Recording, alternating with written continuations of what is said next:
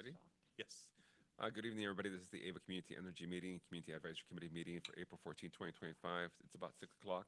We do not have quorum yet. We're going to pause and wait until we have quorum. We'll check in another 5 minutes or so. Thank you.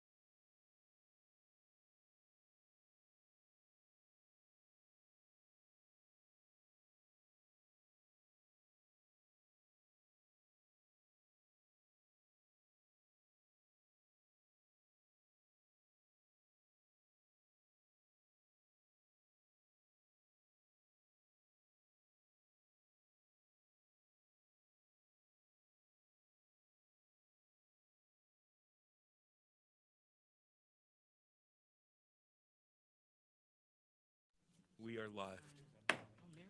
Good evening again. This is the AVA Community Energy Community Advisory Committee meeting for April 14, 2025. It's about 6:07, and we do have quorum. We are here at the AVA Community Energy Headquarters off Harrison Street, Suite 2300. If anybody from the public or anybody else is trying to join us in person now or maybe on Wednesday, you guys can always contact this number, 510-393-0492. Reach out to John in the lobby, and he'll help you escort you to the 23rd floor. Again, 510-393-0492. And thank you for those joining us remote. We do have the welcome and roll call as the first item of approval. Adrian, our roll call, please. Thank you. Member Landry. Present. Member Weiner. Member Balkasin. Present. Member Stevenson. Here. Member Swaminathan. Yeah. Member Lakshman. Member Pacheco. Member Carr. Member Harper. Member Lutz. Yes. Vice Chair Souza. I'm present. Chair Hernandez. Present. We have a quorum. Thank you very much. And this is the section of public comment. This item is reserved for persons wishing to address the committee on any AVA community energy related matters that are not otherwise on this meeting agenda. Public comments on matters listed on the agenda shall be heard at the time the matter is called. As with all public comment, members of the public who wish to address the committee are customarily limited to 3 minutes per speaker and must complete an electronic speaker slip. The committee chair may increase or decrease the time allotted to each speaker. Do we have any public comment at the moment? There are no hands raised at this time. Perfect. 3, 2, 1. Thank you very much. So we'll move forward towards the approval of the minutes from March 17, 2025 for the committee. Did everybody have a chance to look at those or at least preview them? Yes. With that, I'll take a motion second to accept them. I make a motion to accept them. Thank you. First. Second, Mr. Lutz, Jim. All any other discussion, concerns, corrections, other than the name, Landry? All right. So with that, all in favor? Or do you want to do roll call vote? Roll call vote. Roll call vote. Thank you. Member Landry. Yes. Member Balkasin. Yes. Member Stevenson. Yes. Member Swaminathan. Yes. Member Lutz. Thank you. Vice Chair Souza. Yes. Chair Hernandez. Yes. Minutes are approved. Thank you very much. With that, we'll go into the chair report. I did attend the last board of directors meeting conversation. The most substantial item there was, of course, the SB 540, where we took a position to not support that at a time where additional information was requested as well. I think that was also paused for another month to review the context and information out there as that bill was moving forward. Since then, there were a couple webinars that were hosted either through Cal CCA or another advocacy group.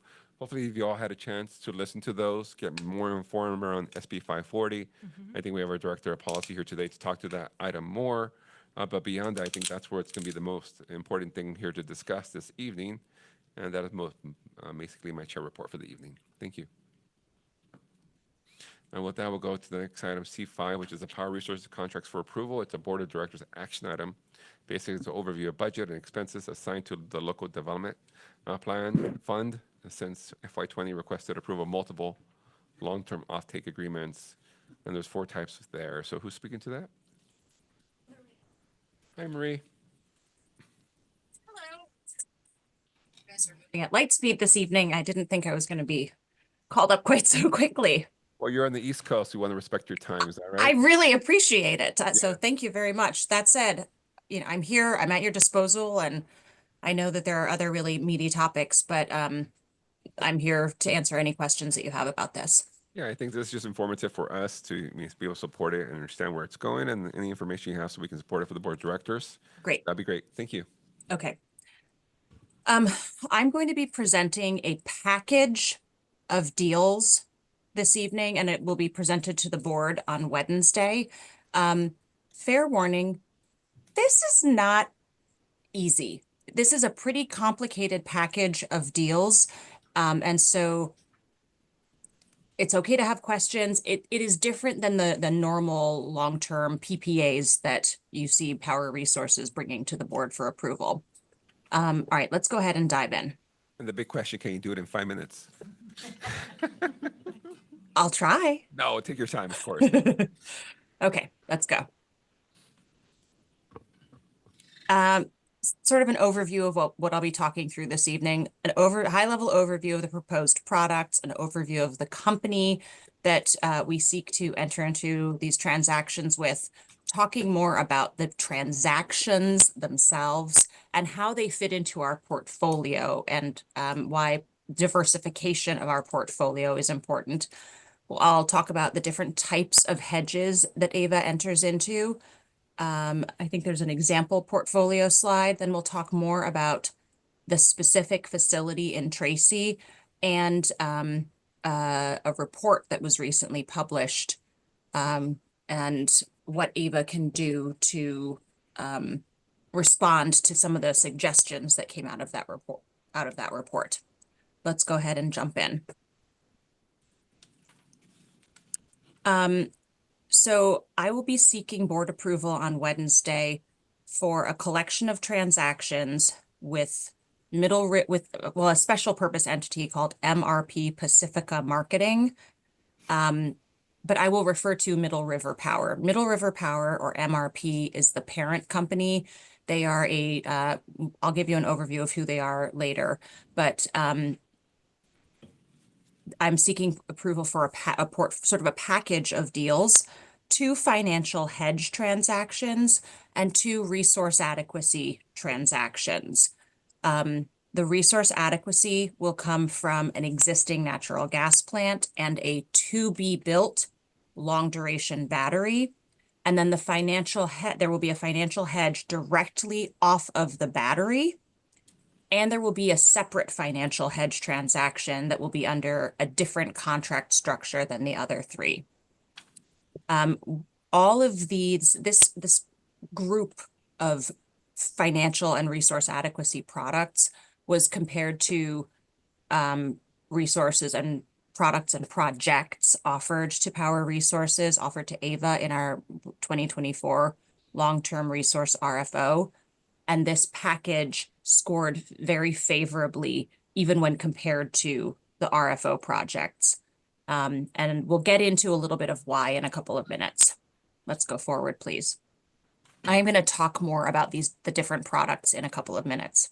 So Middle River Power is a private equity sponsored investment and asset management platform that focuses on owning power generation assets in the United States. They currently own and operate 8,000 megawatts of projects across the United States. Within California, they own 11 natural gas plants.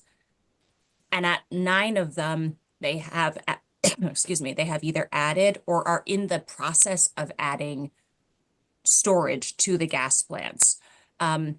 So I think of Middle River Power as a different type of independent power producer. They're not like sort of the IPPs of the past. It's a company that recognizes we can't immediately decarbonize the grid. We need the natural gas resources to help with the clean energy transition. But it's not just lip service for them where they're like pretending that they think that the transition is going to happen. They're putting their money where their mouths are, and they are investing in storage resources at their natural gas plants and utilizing the interconnection at the gas plants to start to transition away from gas and towards storage. They're a very experienced independent power plant owner and operator, and AVA does already have an operational contract with them for the Malaga battery system and some thermal RA off of a gas plant, and a financial hedge that is tied to a gas plant, which is different than the hedge that I'm going to be talking about. So the CAC and the board did approve a similar deal structure to the one that I'm presenting now. This was approved in the past. There are some differences in the deal structure that we're bringing forward tonight and on Wednesday, though. Let's go forward, please. So, like I said, there is an existing thermal gas plant. In a few slides, I'll give you the statistics about its size, etc. So we will be transacting for a 15-year contract for resource adequacy from a portion of the existing gas plant. We will be contracting for resource adequacy from a new battery energy storage system that will be built. It will be a long duration, 8-hour duration battery. And adding the battery will shrink the ability of the gas plant to deliver energy to the grid. The gas plant is 336 megawatts today. This will be a 40 megawatt, 8-hour battery. So once the battery is built, the gas plant will be down to 296 megawatts of energy that can be delivered to the grid, with the battery storage having 40 megawatts of deliverability to the grid. So those are the two resource adequacy deals. There will also be a financial hedge based on how the battery operates. And then there will be another financial hedge structure. I want to call out, it's a different contractual type than what we've brought to the board in the past. We have brought the first three deals, the two RA deals and the financial settlement on the battery, are being contracted under the Edison Electric Institute, or EEI, master agreement. It's very common in the energy space, and we've done dozens of these deals. We've brought multiple of these deals to the board already. The other financial hedge transaction is being transacted under the International Swaps and Derivatives Agreement, which is another form of master agreement. But this master agreement is really designed for purely financial transactions. And so it's an appropriate fit for what we're doing in this other hedging transaction. The ISDA, International Swaps and Derivatives Agreement, the ISDA is also very commonly used in the energy industry when parties are entering into a purely financial transaction. There is no energy, there is no electricity that will flow from Middle River to AVA under this ISDA transaction. It is purely a financial hedge and insurance policy. The tenor of the contract is 15 years. There is a typo on this page. The first delivery date is actually January 1st, 2027. The correct date is in the board memo and in the resolution. But all of these different products actually start at different dates. So the first one is January 1st, 2027. And then there are there's one more that comes, I want to say April of 2027. And then the last two, the battery RA and the battery financial hedge, those come into effect January 1st, 2028. Because the gas plant is an existing power plant, it has interconnection, it's online, it's operational, it's been there for a long time already. And it's worth noting that 3CE and San Jose Clean Energy are also have also entered into offtake agreements with Middle River, with MRP for portions of both the gas plant and the battery storage system that's being built. So with Ava seeking to do this deal, if we are approved, the 3 CCAs will now be the entire off-takers to the RA from the facility. And then we all have slightly different structure, financial hedge agreements structured off of the facility or, sort of in relation to it. Next slide. Do we ask questions now? After the presentation, that's okay? Do you want to? And now I want to talk about the importance of portfolio diversification. There are different types of hedges. We might have a fixed price hedge, an index-based hedge, or an option agreement. An example of an index-based hedge would be some of our long-term REC transactions. We buy the energy tied to an index, a market clearing index, and then there's a fixed price component as well, where we pay a fixed price for the REC attribute that is also added. Our PPAs could be thought of in some ways as fixed price transactions as well. The Scott Haggerty Wind Energy Center, I always use that plant when I think of an example power plant in Ava's portfolio. Ava contracted the Scott Haggerty Wind Energy Center for X dollars per megawatt hour. We pay the developers of the plant. This is not the actual number. The number is confidential and commercially sensitive, but for example purposes, think of it as being $60 a megawatt hour. The developer of the plant gets $60 for every megawatt hour of energy that is generated from the plant. So that PPA is at a fixed price, and then Ava liquidates the energy in the CAISO market, and so there's a variable component to the revenues that we collect for the energy. So these are different financial structures to hedges and how we can diversify the financial structures. We also seek to diversify the shape of the generation or the delivery hours of the generation. The reason that we diversify is because we're seeking to mitigate risk to different markets. Sometimes minimize risk in the CAISO market. Sometimes we're seeking to minimize exposure to like the market of developers or supply chain markets. We certainly seek to minimize our exposure to market volatility. We seek some amount of price stability. We diversify so that we can minimize technology risk or the risk associated with having only one form of technology, generation technology in our portfolio. For example, if we only had solar PPAs or hedges off of solar resources, then we would only be hedged. Our demand would only be covered, financially protected in the middle of the day when it's sunny. But we all know that we use electricity at night, and so we can't only be hedged in the day with solar. There has to be other times and other technologies providing energy and or financial hedges. And then another reason to diversify is to minimize geographical risk. If all of, in this example, if all of our solar resources or even all of our solar and wind resources were, in a small area in Northern California, we wouldn't have a hedge during rainy days or rainy, cloudy seasons. We wouldn't have hedges in place when it's not windy, when the air is still. Our portfolio is comprised of long-term offtake agreements. Some of them are power purchase agreements or PPAs. We have some battery tolls. That's a fixed price, another fixed price form of offtake agreement where the electricity liquidates in the CAISO market. We also have a lot of traditional short-term financial hedges in our portfolio today. I'll show you a graph in a couple of moments that sort of demonstrates where these short-term financial hedges and how they cover our demand.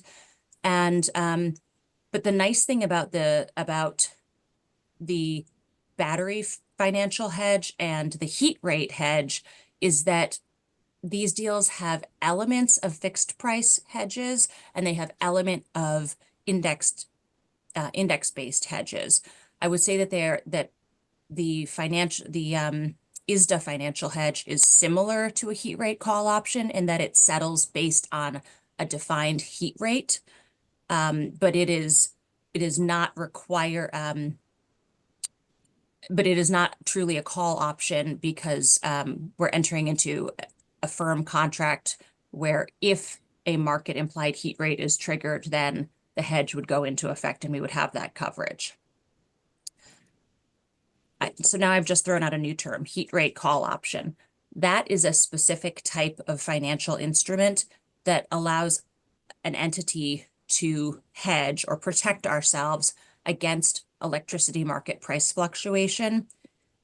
There's a benefit to it when you do a true heat rate call option, energy is delivered. That's not what we are doing here. We're just doing a financial hedge. But in a true heat rate call option, a power plant is guaranteed a certain amount of revenue. And then the buyer has the benefit that it is protected against market price fluctuations under this form of agreement. Now, the power plant in this example gets a guaranteed source of revenue, but on the downside, they give up any extra rich revenues or extra money if there's a lot of market volatility and market prices go really high. So that's the benefit of a hedge. You might pay for coverage that you don't really need in some transactions, but you are protected against market volatility. Next slide, please. Okay, now this is an example from Ava's portfolio on a January day in a year that has not happened yet, and that's why I'm covering it up. The different colors on this graph represent different types of resources or transactions and how we use these to protect Ava against exposure to the CAISO market.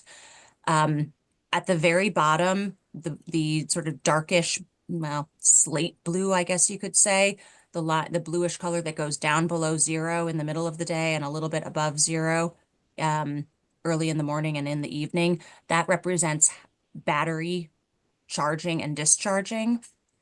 Now going to the top, the orange band near the top represents how we incorporate PCIA resources into our hedging.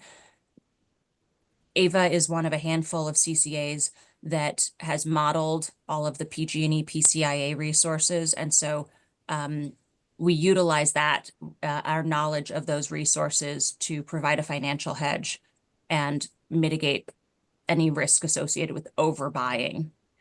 The next down, the blue sort of bubble in the middle, that represents solar generation. Look how small it is. This is a January day. We have a lot of solar resources in our portfolio under contract, but on a January day, in the middle of the day, there's not actually that much generation from our contracted solar resources.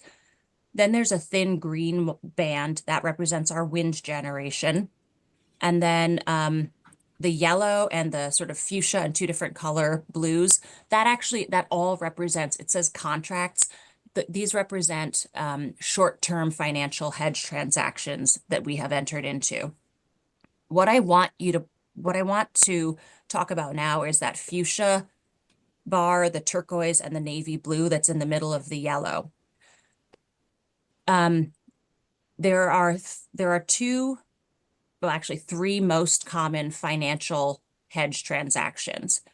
One is called an around-the-clock hedge, and that is where you enter into a transaction for coverage literally around the clock, all 24 hours in a day. That's represented by the fuchsia bar there, an around-the-clock hedge. Then there's an on-peak hedge, which delivers from 6 a.m. to 10 p.m. Monday through Saturday. And then there's an off-peak hedge that delivers midnight to 6 a.m. and 10 p.m. to 12 a.m. Monday through Saturday and all day on Sunday. The thing that I want to point out here is the red circle and the open position, the lack of coverage that we have in, in the evening and during the hour of peak demand for Ava's service territory. We are unhedged here. Now, if we enter into another a whole bunch of more solar contracts, it would take a lot more solar and a lot of battery storage to get us coverage for those few hours.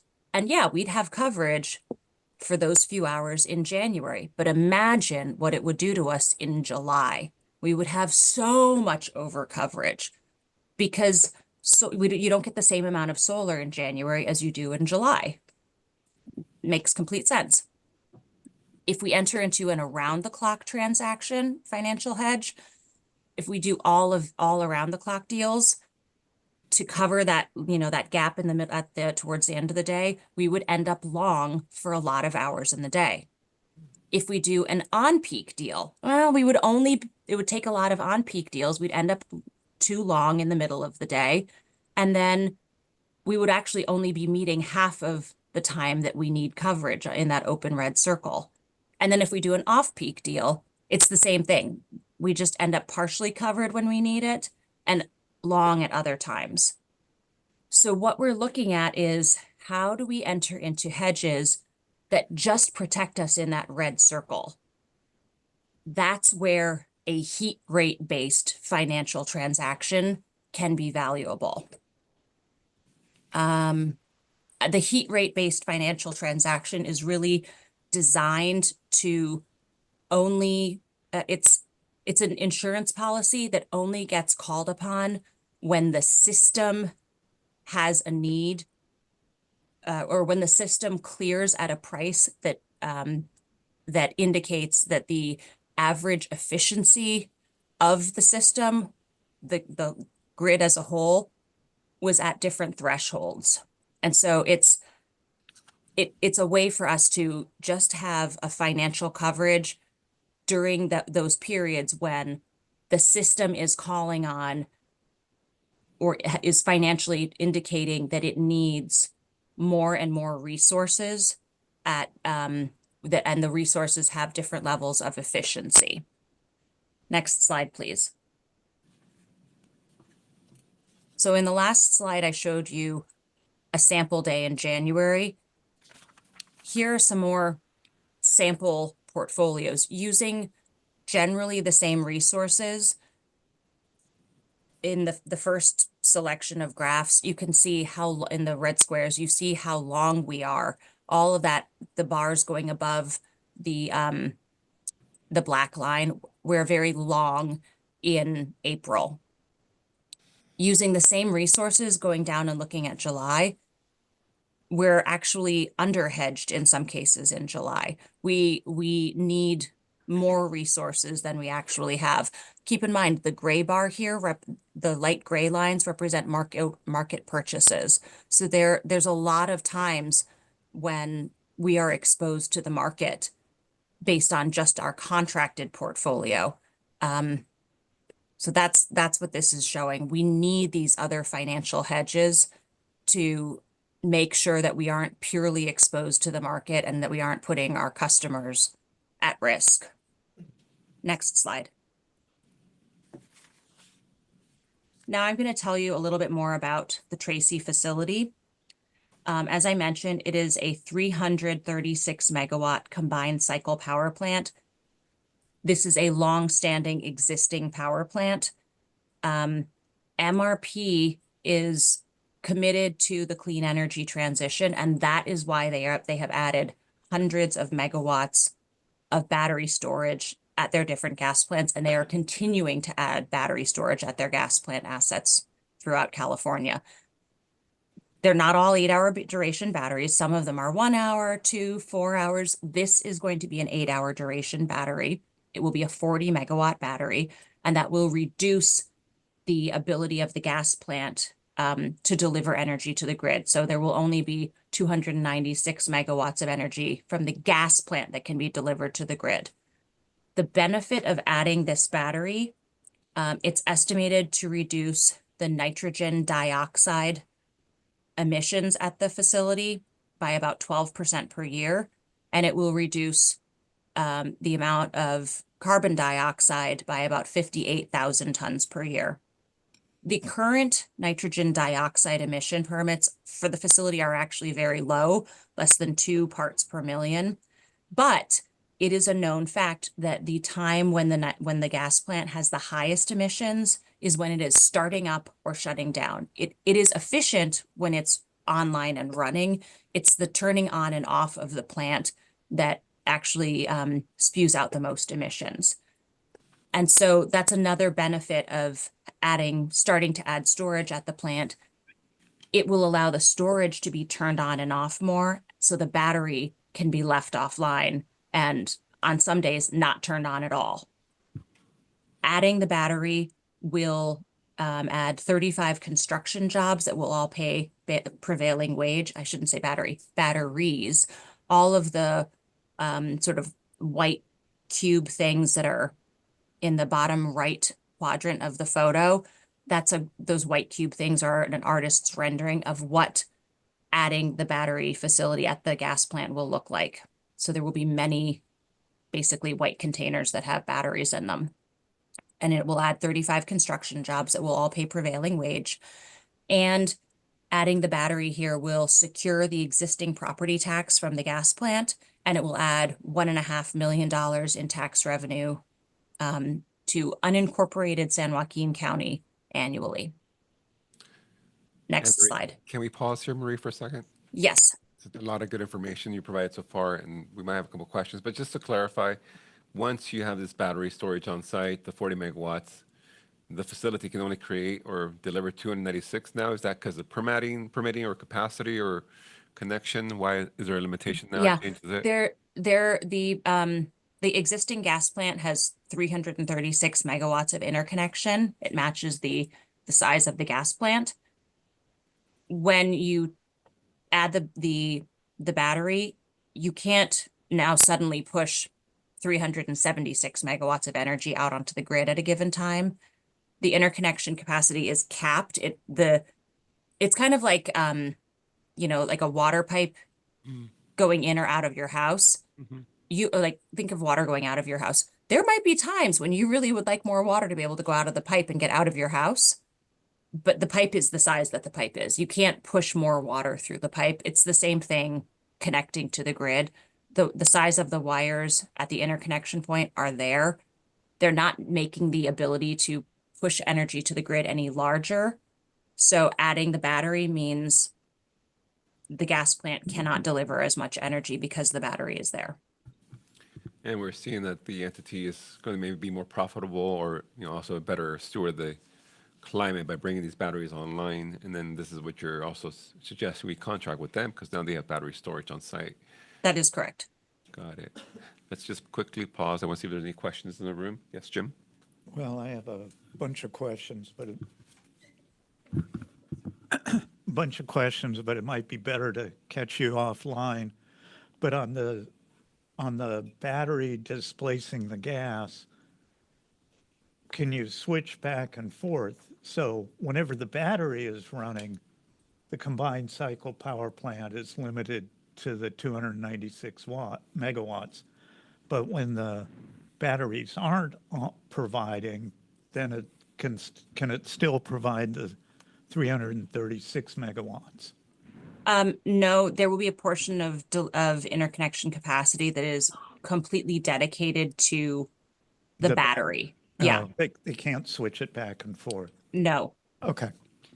Just to clarify, these batteries are charged off the grid, or are they charged off the power plant? They are charged off the grid. Indra?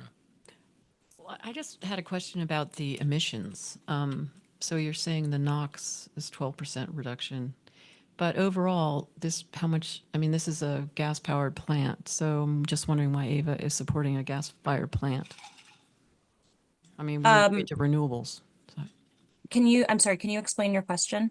So my question is that we're contracting for batteries. I understand that's the most important part, but we are supporting a gas-fired power plant, and I'm just wondering why we want to be involved with a gas-fired power plant when we're trying to reduce emissions throughout the state? So we will be contracting for resource adequacy from the gas plant. All load serving entities in California have thermal resource adequacy. All CPUC jurisdictional entities have thermal resource adequacy in our portfolios. The nature of our resource adequacy requirements require that we're not required to have resource adequacy from gas plants, but we are required to have resource adequacy from resources that are available 24 hours a day. And the only resource that is available 24 hours a day in California is a gas plant. So to meet our resource adequacy requirements, we are functionally required to contract with gas plants. And AVA does have a considerable amount of resource adequacy from gas in our resource adequacy portfolio. That is not the same as buying power from gas, but it is paying a capacity payment to make sure that this type of resource is online if the system needs it. Vice Chair, and then Cynthia, you have something else too? I might. Okay, Vice. Thank you. Thank you. Thank you. So, I actually only have one more slide, just to let you know. Okay, great. Then we'll just Mickey, and then we'll Cynthia, and then we'll go back to your last Yeah. slide. Mickey, go ahead. oh, okay. So what has anybody looked at how this would affect percentage-wise our mix, our procurement mix? We are not buying power from the gas plant or from the battery. We are not buying electricity from it in these transactions. We are contracting for the resource adequacy, which is a compliance product.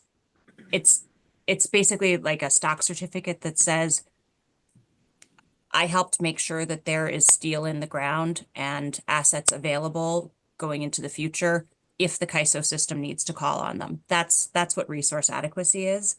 And then we're entering into financial transactions.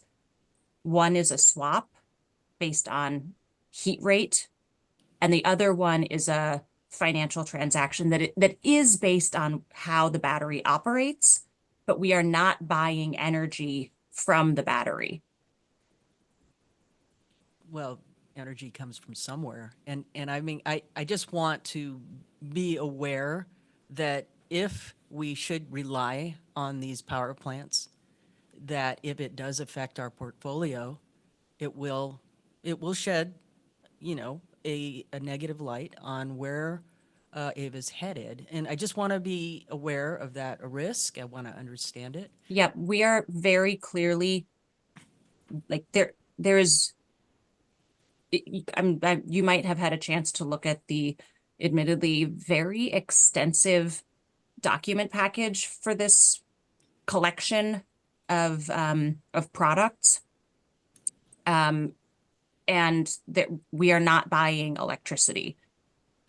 I know you're probably looking at paper copies, so it's not exactly convenient to flip through the pages and look for the word energy or electricity, but I'm we good. are not buying electricity Yeah, from I these understand plants. that. And I just wanted to mention that because the term natural gas will trigger a lot of people, including me.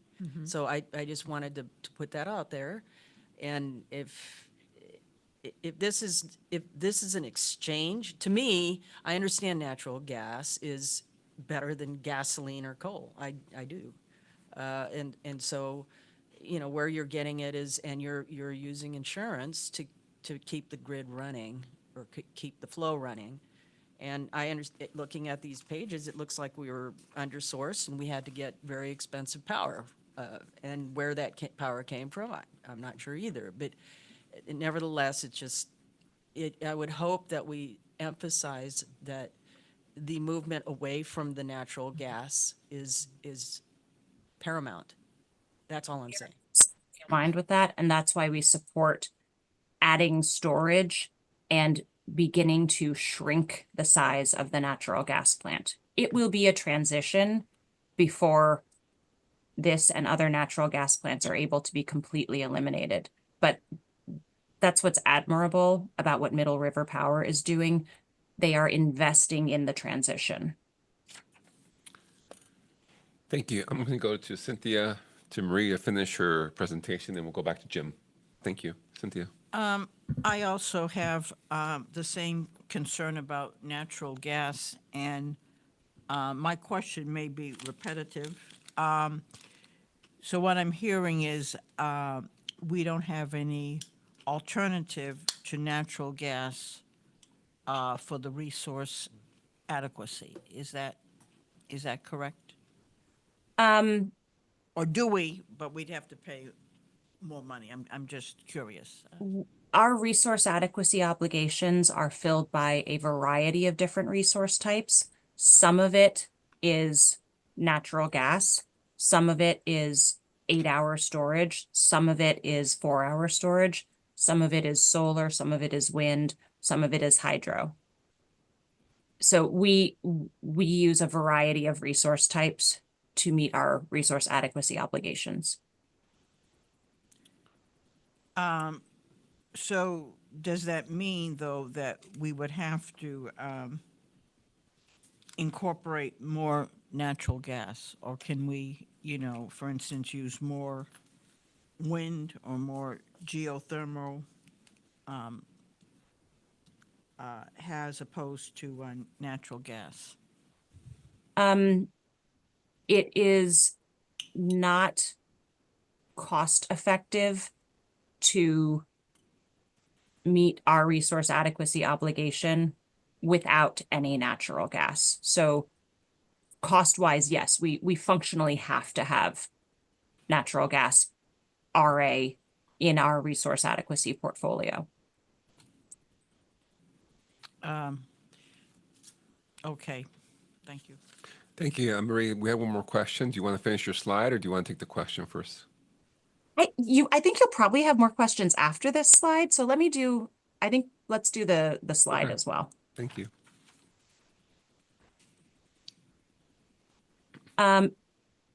CEJA, the California Environmental Justice Alliance, and the Sierra Club, and a few other entities published a report within the last few months. There's a link to the report at the bottom of this page on the bottom left. The report is titled The Noxious Nine. The name of the coalition of all of the CEJA and Sierra Club was Regenerate California. They studied emission of nitrogen dioxides at 30 different natural gas plants in California. And they did rank the Tracy plant as one of the, sort of the baddies, one of the 9 baddies, if you will. And the report specifically cited that they were concerned about that this is not a more emitting plant, but they were concerned about the emissions from this plant because it is in an area that deals with transportation and agricultural pollution. They also noted that there's a significant environmental factor impacting air quality in the region because there are 3 major freeways that pass through there. And so on the right side in the grid, I've listed what the report recommends. They recommend that the state try to reduce reliance on natural gas plants and develop clean energy alternatives. We are actually supporting that in this commercial structure. We are supporting adding storage and functionally shrinking the size of the gas plant.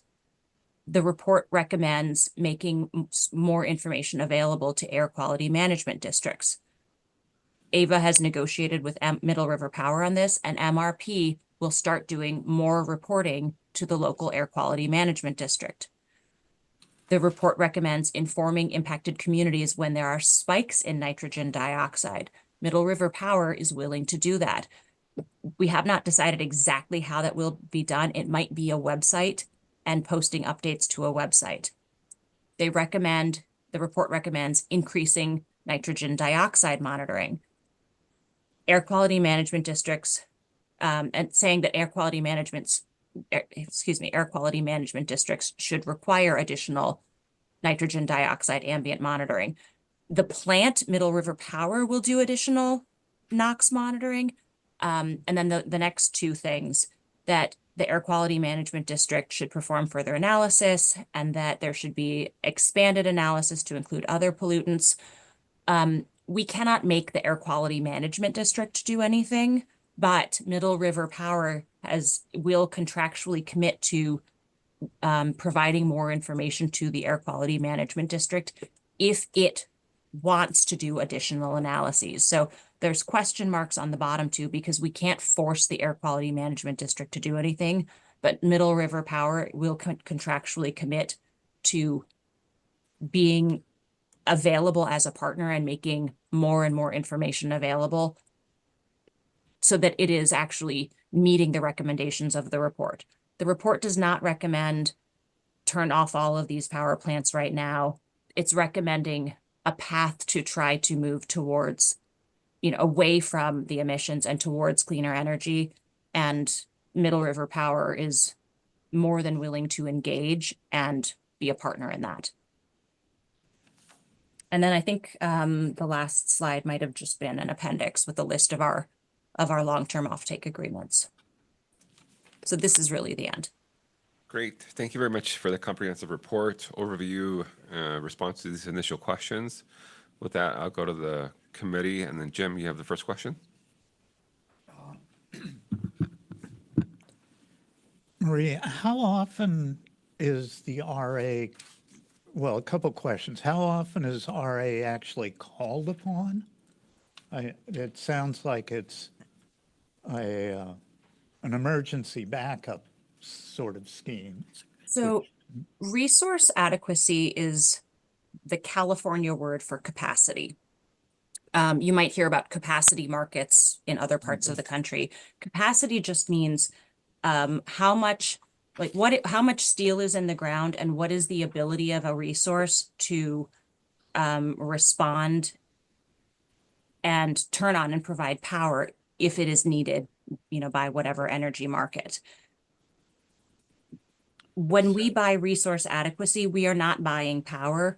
We are buying a promise from, let's talk about the Tracy plant. We are buying a promise from the Tracy plant that it will be available, that it will make itself available to the CAISO market, and it will at least try to turn on when the market says, hey, we need you. That's what we're buying. We're buying a promise that it will make itself available, not that it will actually be called upon. They can't control that.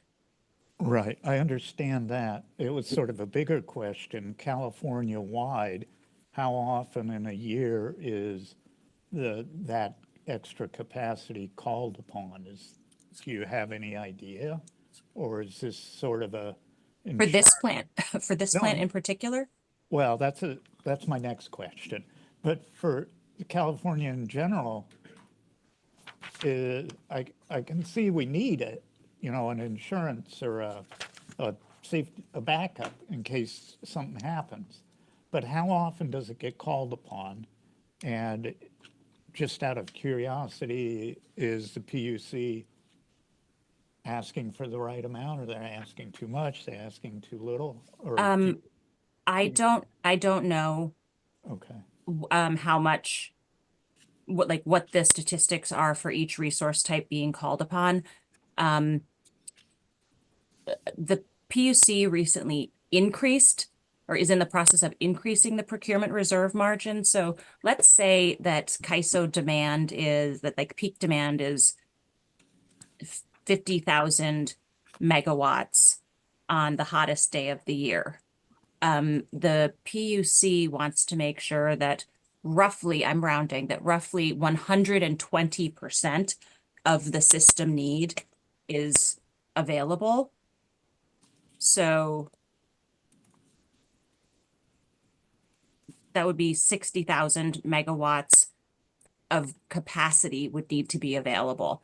That doesn't mean that all 60,000 are online and generating, but the state plans to have more resources than what the expected demand is, so that if plants trip offline, if it's a windy day, or if it's not a windy day, if it's a cloudy day, et cetera, there are enough resources to meet the state's needs. Okay. And so it sounds like you don't know if anybody's done studies on whether that's enough, too much, and sort of the uncertainty with climate change, who knows? Part of the reason that the CPUC is increasing the procurement reserve margin is because of sort of riskiness associated with variable energy resources, resources whose fuel supply can't be controlled. Right, right. Okay. Leaving aside resource adequacy in general, how often does this particular power plant run, and is anybody using it for actual production? Or is it just held in reserve and only runs a few times a year? So a heat rate is a measure of a power plant's efficiency, a thermal power plant's efficiency. The lower the heat rate, the more efficient the power plant. The higher the heat rate, the less efficient the power plant. This resource has approximately an 8,000 MMBTUs per kilowatt hour of energy heat rate. So that is actually a relatively efficient heat rate. I can't tell you how many times it cleared the CAISO market and it was called on by the CAISO market in a given year. But the CAISO, the Department of Market Monitoring, regard an 8, I typically refer to the heat rate per megawatt hour, not per kilowatt hour. So it would be an 8 heat rate per megawatt hour. That is considered a relatively efficient resource.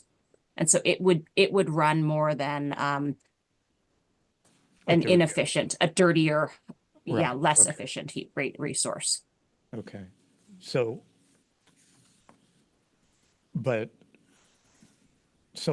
all your presentation tonight is about the hedges, the insurance, having on the financial side, not on the actual electricity delivery. Correct. Okay, Because we are not buying the actual electricity out of the plant. The nature that with the battery hedge, if the battery breaks and it doesn't operate right, we are at risk there. With the heat rate hedge, if the plant breaks, and like if it's called upon and it doesn't turn on, and that happens sometimes, resources trip offline, they have mechanical problems. That's not to be glib, but like that's too bad for Middle River Power. We are just buying a financial hedge. Middle River Power needs their plant to turn online when it's called upon. We are entering into a financial transaction that provides an insurance policy based on very specific defined characteristics. And Middle River Power wears all of the risk about, does the plant turn on? Is it doing what it's supposed to be doing? We don't wear that risk in this transaction. good. So none of these transactions actually involve power being purchased by Ava. That is correct. It's just financial hedges to make sure that we have the resource adequacy that's required by the PUC, that we've paid our share into it. The two one of them are resource adequacy only, and that's making sure that we're contributing to broader grid reliability, and the other two are financial insurance policies that will protect Ava's customers against exposure to what's going on in the CAISO market, high price, extreme high price events. Okay, okay.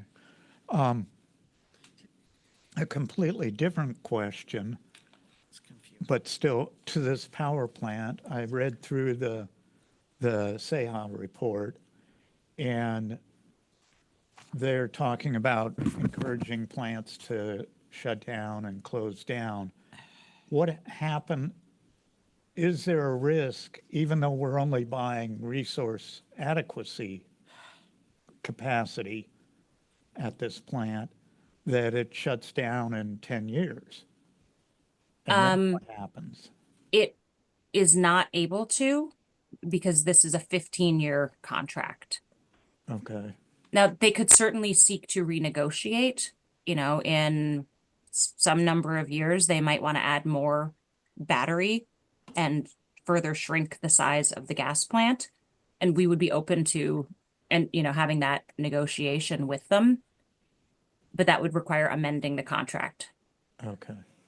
So, and I assume the contract covers the case that the state says, okay, in 2032, all natural gas plants are going to be torn down. Well, that's what it's supposed to be doing. The plant would still have an obligation to be available for resource adequacy under our contract, and they would still have an obligation to provide this financial hedge to us. So Again, we're not actually buying energy coming out of the plant. right. So They would have to go deal with that, and we would take over. they would have to give us, Provide us our. they would have to give us a financial settlement. And then, if they weren't following the resource adequacy rules, that would create a variety of problems. And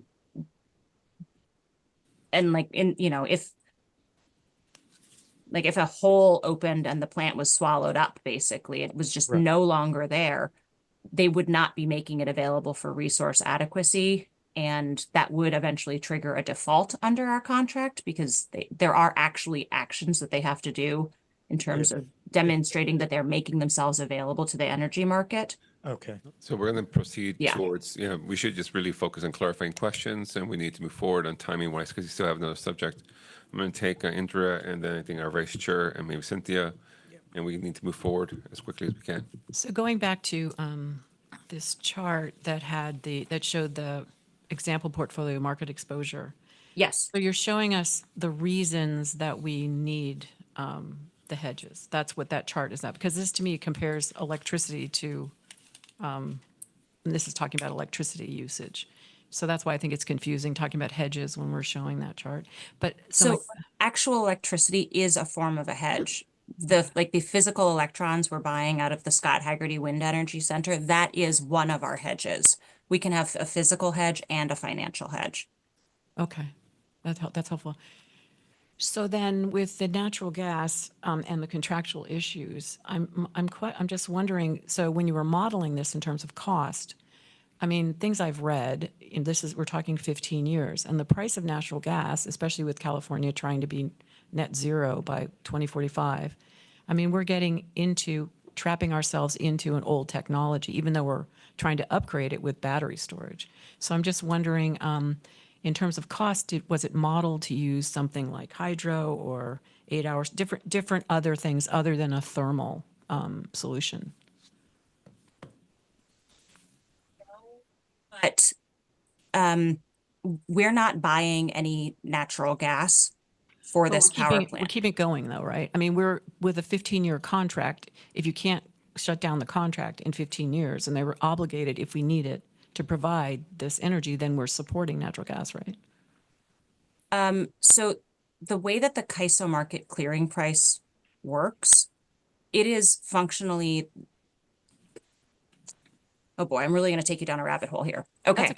The CAISO market clearing price, there are clearing prices at each of the generating resources all over the state. Those are called production nodes, and that's the cost of electricity at those individual nodes. And then there are aggregated areas like the PG&E area, the Southern California Edison area, and San Diego area. And those are averaged up prices for demand in those areas. Any production node price, the LMP, the locational marginal price at any production node, is calculated the same way. It is the cost of the next increment of electricity anywhere on the system, plus the cost or benefit of congestion, plus the cost or benefit of losses. That cost of the next unit of energy anywhere on the system, that part of LMP, it is the same number anywhere at all of the production nodes at the same time. And the next unit of energy, that next marginal unit, it is a gas resource. So the cost of gas, the spot market for gas, functionally sets the CAISO market clearing prices. If gas prices go high, CAISO-wide prices will be high. If gas prices go low, CAISO-wide prices will be lower. And that's actually one of the reasons that this type of hedge is good for our customers, because we're not buying at a certain price.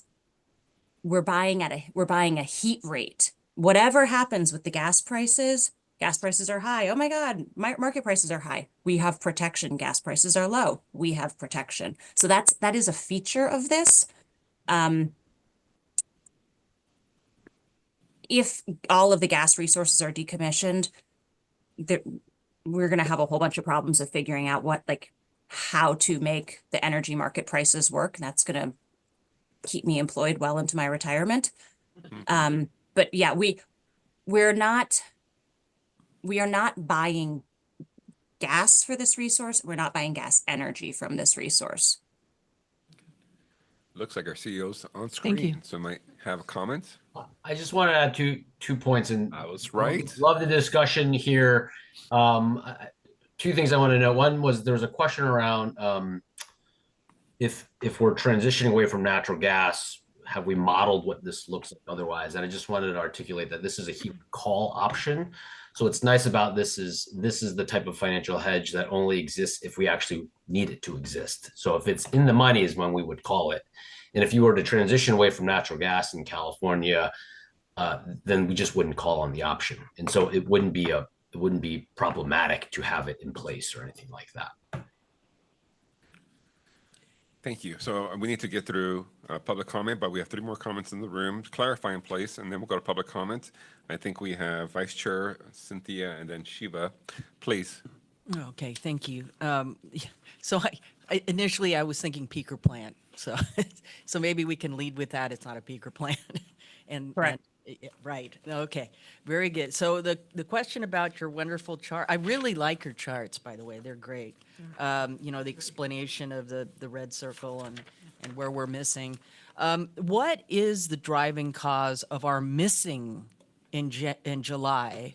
And I'm selling something here, so just be aware of that. So we're seeing July may have some clouds, but we're really seeing some nice sunlight, and we're getting our peak sun at that time. So why are we're having problems in July? The graphs on slide 8 only show our physical resources. They do not show the financial hedges that we have. We enter into financial hedges. Most financial hedges we only enter into that go about 3 years out. There's a short-term market there that is actually liquid, where the regular on-peak, off-peak, around the clock, those products are transacted regularly. So we enter into those transactions to meet a portion of our hedging needs. What we see on this slide 8, are the physical resources in our portfolio. And so if we don't enter into hedge transactions, we would be exposed to the market a lot based on the current portfolio of long-term transactions.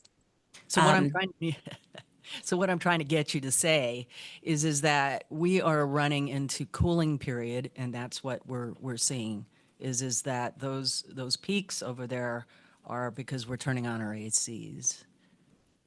And that is the driver of higher Rather than demand in not the summer having in enough California. sun, it's we're turning on our ACs, and what we as an organization should be doing is looking at curtailing the use of our HVAC equipment and having to turn on our ACs by using efficiency. So that's I'm selling something here. So anyway, I'm done. Thank you. Thank you Thanks very so much. much. Cynthia? Yes, I would like to clarify, we could call in the natural gas option if we are short of energy. Is that correct?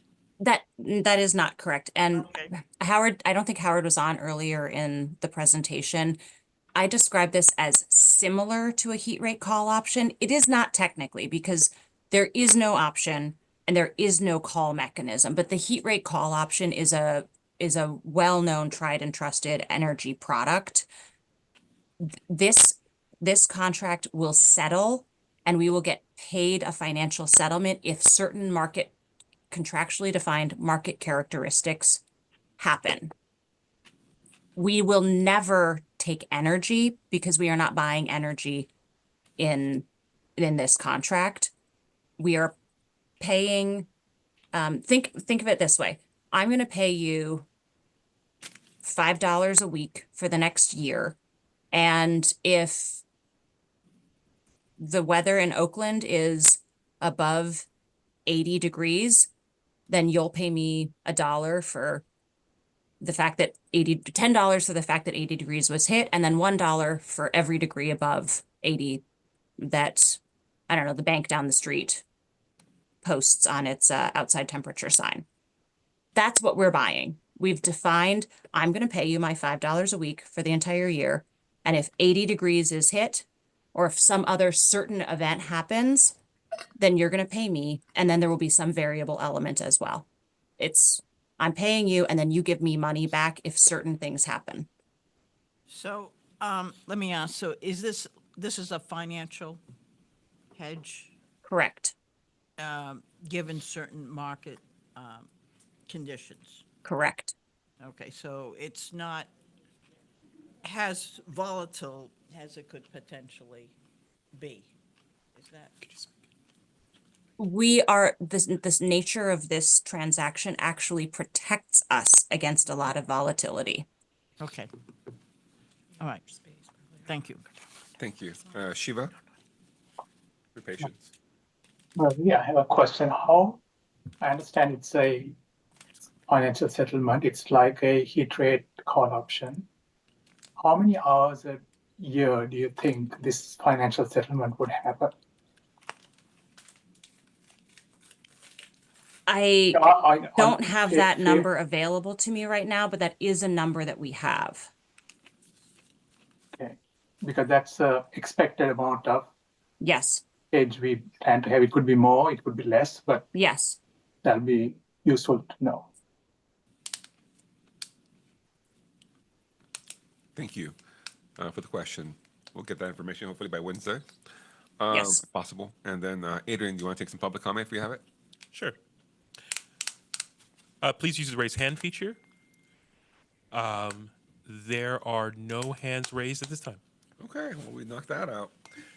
With that, we'll I actually have, Shiva, I have the answer to you. It didn't take me as long as I thought to find it. Approximately 3,000. Oh. Okay, good. Thank you. So it's a 40 megawatt product. So 40 No. megawatt. Oh, no. This is on I don't have the number on the battery top 8, bottom 8. That is a different financial structure. The heat rate settlement is estimated to be triggered 3,000 hours out of 8,760. Right. But what's the capacity? The capacity in the contract, or the settlement size is 98. Megawatts? Yes. Okay. Thank you. All right, with that, we'll come back to the room. This is an action item for the board of directors. With that, if there's a motion in order to take this and recommend for approval. Indra, is that a first? I guess I will recommend this for approval. Thank you. Jim will second it. All right, any other discussion? Keeping on track with time for Adrian's sake. Roll call vote, please. Thank you. Member Landry. Abstain? Member Balkasoon. Yes. Member Stevenson. No. Member Swaminathan. Yes. Member Lakshman. Yes. Member Lutz. Yes. Vice Chair Souza. Yes. Chair Hernandez. Yes. Motion's approved. Thank you very much. Thank you very much, Marie. Have a good rest of your evening. Thank you, Marie. With that, we'll go on to item C6, which is our legislative update. It's an informational item for the board and it's this body as well.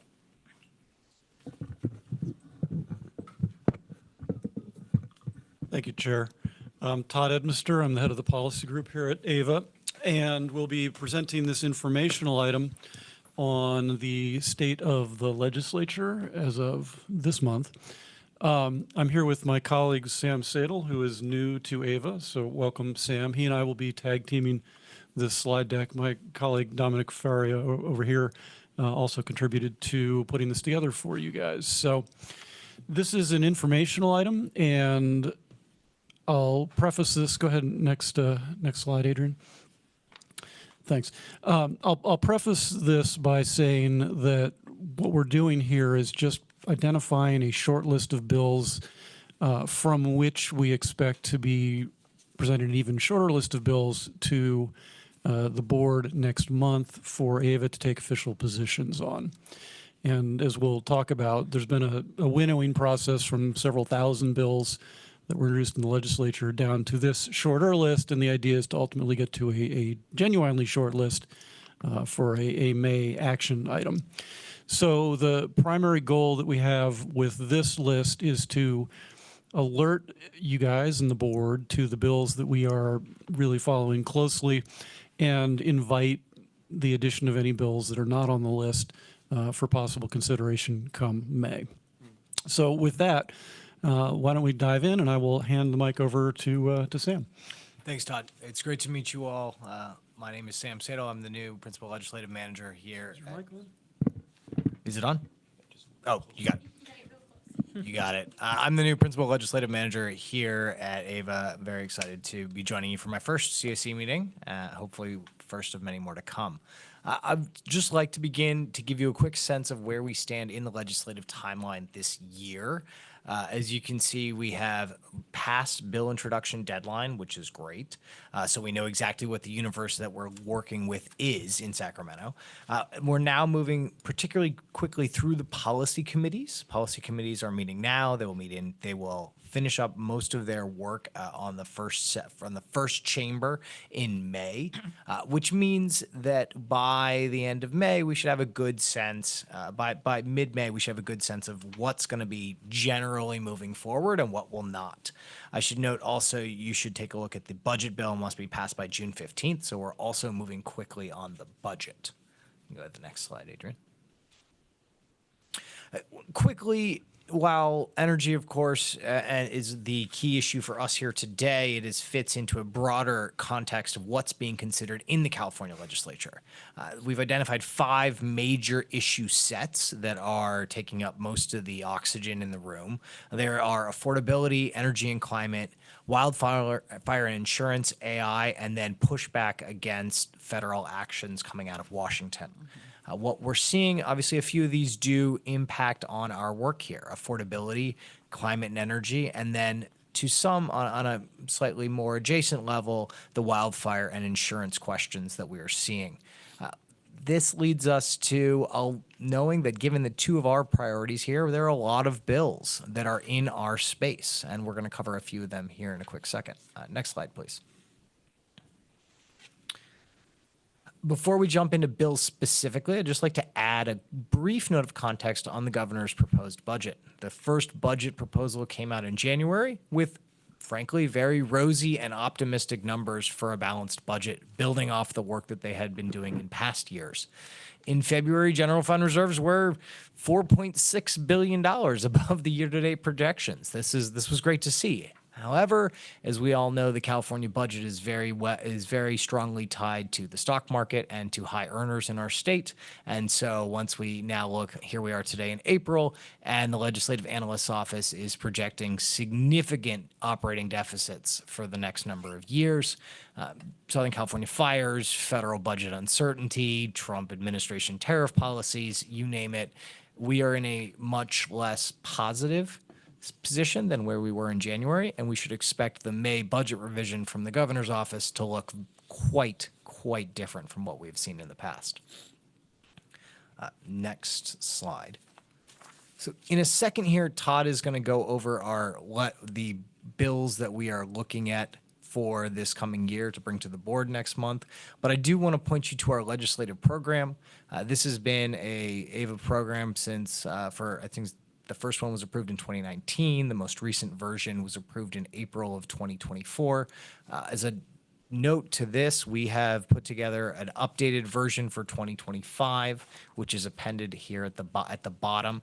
It is at the bottom of this slide deck. It is for the most part the same as what we have seen in past years. However, we are adding 2 new categories to our legislative program, which we can go over more in further depth. One is affordability, obviously very important in what's going on in Sacramento and more broadly, as well as bill clarity and transparency. So that's ensuring that our customers have full understanding of their bills and that it's not overly complex. We'll get to that more in a minute, but I just want to tell you that is an item that will be up for a board vote next month. Next slide. Okay, to April 2025 and where we are today. As you can see, in February, we had 2,350 bills introduced in the California legislature. That is, somebody might correct me, but I'm pretty sure that's a record for a single legislative session. We took that full list of 2,300 and some, ran that against our existing legislative program and where we have heard from the board and you all at the CAC would like to be focusing. And we brought that down to about 100 bills that we're actively monitoring. That's a lot. We're not asking you to review 100 bills today, but we want to let you know that there are 100 bills that are sort of on our playing field that we're paying attention to. Of those 100 bills, we got it down a little even further, and these are the 24 bills that we believe have the greatest potential impact on AVA as well as on our customers here in the region. Those 24 bills have been farmed out across our organization as well as to our partners to do real detailed analysis as to where we should be focused and what we should be looking at. And of those 24 bills, we'll come back with a number hopefully slightly smaller than that next month for the board to actually take positions on. But as you can see, 2,350 to 100 to 24. So we are trying to make this manageable for everyone as we go through the process. I guess if there are no questions with that, I'll pass it off to Todd to walk through some of the highlights of the 24 bills that we're doing analysis of. Thank you, Sam. Adrian, next slide, please. So again, to preface what we're hoping to do with this item, this is really a flag for the board on the short list where we would anticipate drawing the bills that we would come back to the board in May on for positions. And so we're not here proposing any positions or evaluating the merits of the bills. We are simply flagging them and identifying them for members to review and then potentially add on to between now and May if they think that we have missed something. Again, the goal here is to make this tractable, to make this manageable, given the enormous volume of bills and the relatively small size of our team here. And each one of these can be a significant lift. You get a very truncated view of what the bill is here on this table, but each of these is often quite technical and sometimes quite long as well. So again, goal here is just to identify and take feedback on whether we've got everything here that the board thinks will be of interest to them come May when we're looking to take positions. So the next several slides here are the bills that we've flagged in bill number order. So we have the Assembly bills followed by the Senate bills. And they're put that way just so it's kind of easy to identify gaps in the numbers. If somebody thinks there should be a particular bill, they can look very quickly sequentially to see whether it's there or not. I'm going to actually discuss them, though, here thematically. So rather than just go through them in the order here, I'm going to jump around a little bit. And actually, Adrian, if we just page real quickly through the next, I think it's 3 slides, just so everybody can get a flavor of the numbers. So these are the Assembly bills in the purple. And I note as well that on the far left where there's a bill number, that's a hyperlink, and it works in the PDF. So if you are inclined to look at the actual bill text, you can just go to the PDF, which is on AVA's website, and click through. So you can see the full text of the bill. Next couple of slides, thanks. The yellow, those are the Senate bills. Next slide. Okay, so 4 slides in total, broken out roughly evenly between Assembly bills and Senate bills. All right, so let's go back to the top there of the, yep. That's it. Thank you. Perfect. All right. So as Sam mentioned, our legislative program is our touchstone in deciding which bills we're going to ultimately bring to the board. And the newest addition there is affordability. So let's start with affordability bills. And the two that we've put in that bucket are AB 99, which caps electric utility rate increases to the level of inflation with exceptions for safety upgrades and commodity costs, and SB 254, which expands the FARA program, the family energy savings program, to include additional outreaches in disadvantaged communities. Sorry? 254. SB 254. Yeah. So I'm jumping around a little bit. So we've got AB 99, which is down here, and keep going. Whoop, pause there. Right. Up one. SB 254, which is Becker. Yeah. And so an interesting conceptual difference here, right? So you can see the Democrats are pushing a focus on discounts for low-income folks, and the Republicans are pushing to limit rate increases across the board. I would flag that AB 99 is of interest as well because we do peg our rates to PG&E's rates, and so a straight-up rate freeze could potentially implicate us. That said, the way the bill is drafted, it does include an out for commodity costs, which is what procurement costs are. So we're not terribly concerned by it in its current form, but were that carve out to disappear, we would become very concerned very quickly. The next area of affordability that we're seeing here is related to the investor-owned utilities and the rate increases that have been coming out of those investor-owned utilities over the past several years. So there are two bills that are designed to reduce IOU influence at the legislature. So we have an Assembly Bill 884, which bans political contributions by investor-owned utilities to state candidates, and Senate Bill 24, which prohibits the use of ratepayer funds by IOUs for political influence, and also mandates some additional expense transparency. So interesting for us, particularly given the history around IOU use of their political sway to impact adversely CCAs. All righty. That was AB 884 and SB 24.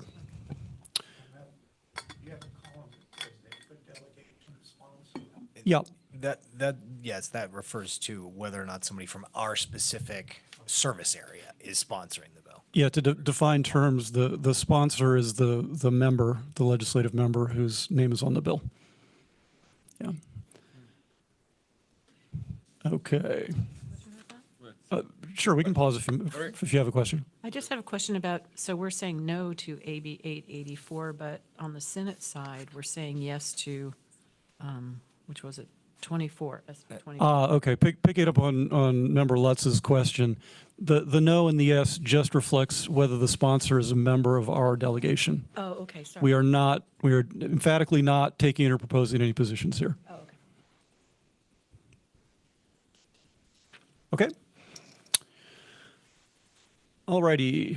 So on to another one of our legislative principles, accelerating decarbonization. The first subcategory under that we're looking at bills on is local permitting. There are several bills that impact the local municipal activities around permitting various decarbonization projects. And some of this bleeds over into affordability as well, but seem pertinent to roll them up together. We have Assembly Bill 39, which would mandate that local governments include electrification and decarbonization plans in their next general plan updates. And we anticipate that will be of great interest to our member municipalities. We have as well AB 306, which would essentially freeze residential building standards. This is a big one because it would mean that there would not be changes to the efficiency standards for new construction and possibly for permits to retrofit buildings for 10 years. And there are exceptions to that. One moment, guys. There are exceptions to that for addressing fire risk in housing, which basically limits this to foreclosing further changes to the energy standards that the CEC promulgates. And an open question on that as well is whether the newly promulgated CEC energy standards would go into effect. CEC's just gone through its most recent cycle of updates to the building efficiency standards. And so it remains to be seen whether the bill would permit those to take effect or not. Let me pause there because there were questions. My question was about reach codes. So will that affect the reach codes? It would. Because we're in the process of those. So, okay, good to know. Cynthia? I was curious why excuse me. I was curious why we would not want to do anything freeze the standards for 10 years. We're not taking a position on it. I think that just goes if it's a assembly member or state senator that's supporting it in their geography region, that makes it a delegation. But I think it's just informing us of the bills out there at the moment, and if they're related to any person in our district. Correct. Correct, Mr. Chair. As you can see, in this particular case, it's co-authored by Assemblymember Wicks, who represents a portion of our service area. Yeah, That's why it's again- marked as yes. Again, that column is not support or oppose. That column is just was the author or one of the authors, in this case, a member of our delegation. That's what the yes means. It's not taking a position substantively. Well, can I just ask, I know we're not taking a position on this, but what is the rationale for keeping the standards the same? The author has stated that the goal is to make new construction, and particularly in the fire zones, less expensive. So it's essentially an affordability play and a housing access play. Thank you. Questions online? Clarifying questions? Okay. Next chunk, apropos of our presentation earlier, there are several bills relating to battery storage coming up, and these are largely an outgrowth of the fire down in Monterey. So there was a fairly early, very, very large battery storage facility at Moss Landing, the Vistra plant, that burned again a few months ago. And so unsurprisingly, that's prompted a slate of bills targeting battery storage in various ways, shapes, and forms. There are two assembly bills. There's Assembly Bill 303 by Addis, who is a assembly member from Monterey, that would ban the certification of large battery energy storage facilities near certain things, schools, environmentally sensitive sites, et cetera. There's another bill, AB 434, that is a bit more nuanced and would essentially shift around some of the permitting requirements for battery storage facilities. And then finally, there's SB 283, which is much more in the weeds around the particular safety requirements that would be applicable to battery storage facilities. So all three of these are very much on our radar. Question? Sure. Yes, so it was the 303 that requires us to, requires battery storage to be 3,200 feet away from any kind of environmentally sensitive site. And this is, to me, something that is negative. It goes against just my opinion, and I think that ABA should reject it, because this is just a reactionary issue of one incident that was a very old battery site. So I mean, if we're going to put our battery sites and have relegations of half a mile away from a site, then we're gonna have some problems with transmission. Well, I will observe that there's not a whole lot of real estate in California that isn't within a circle of, which is kind of the point. But we'll pick that up in May. Again, we're not taking positions here today. Great. Thank you. Yep. Okay, next we're going to move on to another one of our legislative principles here, which is promoting local development. And the first item up under this subheading is data centers. Very hot topic in energy circles right now. And we know that at least some of our member municipalities are seeing data centers proposed within their footprints. So presumably very important to our electeds on our board. We have two bills to flag here. AB 2222 which is a Bauer-Cahan bill, and RBK is one of our delegation. And that would require that developers of AI data centers disclose energy use and generation location before deployment. And then SB 57, and this is a Padilla bill, but co-authored by Senator McNerney, who is also a member of our delegation, which would require special data center electricity rates, as well as 100% zero carbon sourcing, and would also address some of the issues around cost allocation for at least the wires side of the grid upgrades that would be required to site these data centers. Questions? All right, next area. Also under the local local development banner, we have vehicle charging uptime legislation. This is AB 1423. This is a Jackie Irwin bill that would expand charger reliability standards and also include enforcement to the pre-2024 public and utility-funded electric vehicle chargers. This largely, but not entirely, overlaps with regulations that the Energy Commission recently promulgated, and of course we have a EV charger program, so this will directly impact us. All right. Next is legislative principle number 5 here. So this is the bill transparency section. And we have several bills now on dynamic pricing. So cast your minds back in time, if you will, to our LMS plan. This is the plan for load management standards, which is what the CEC is calling their dynamic pricing scheme.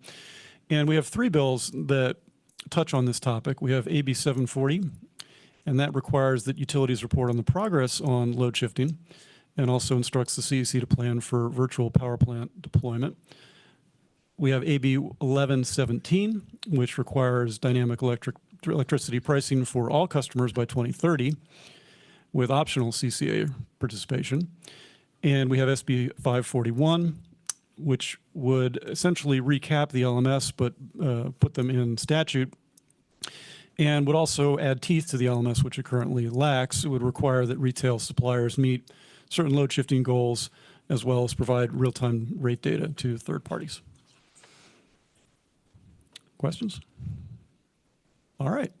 There was excitement on the table. So. I was excited about the bidirectional charging. Okay. Can I make a comment? I wanted to just say I really like these general legislative principles, and I'm wondering, does something like encouraging technology, is that like fall under any of them? You know, like the bidirectional charging, I guess it comes under transparency. So tech can show up under several So it under just several of shows these up under categories. all of them. Yeah, a lot of it will show up under local development because a lot of the tech forward activities show up first as programs.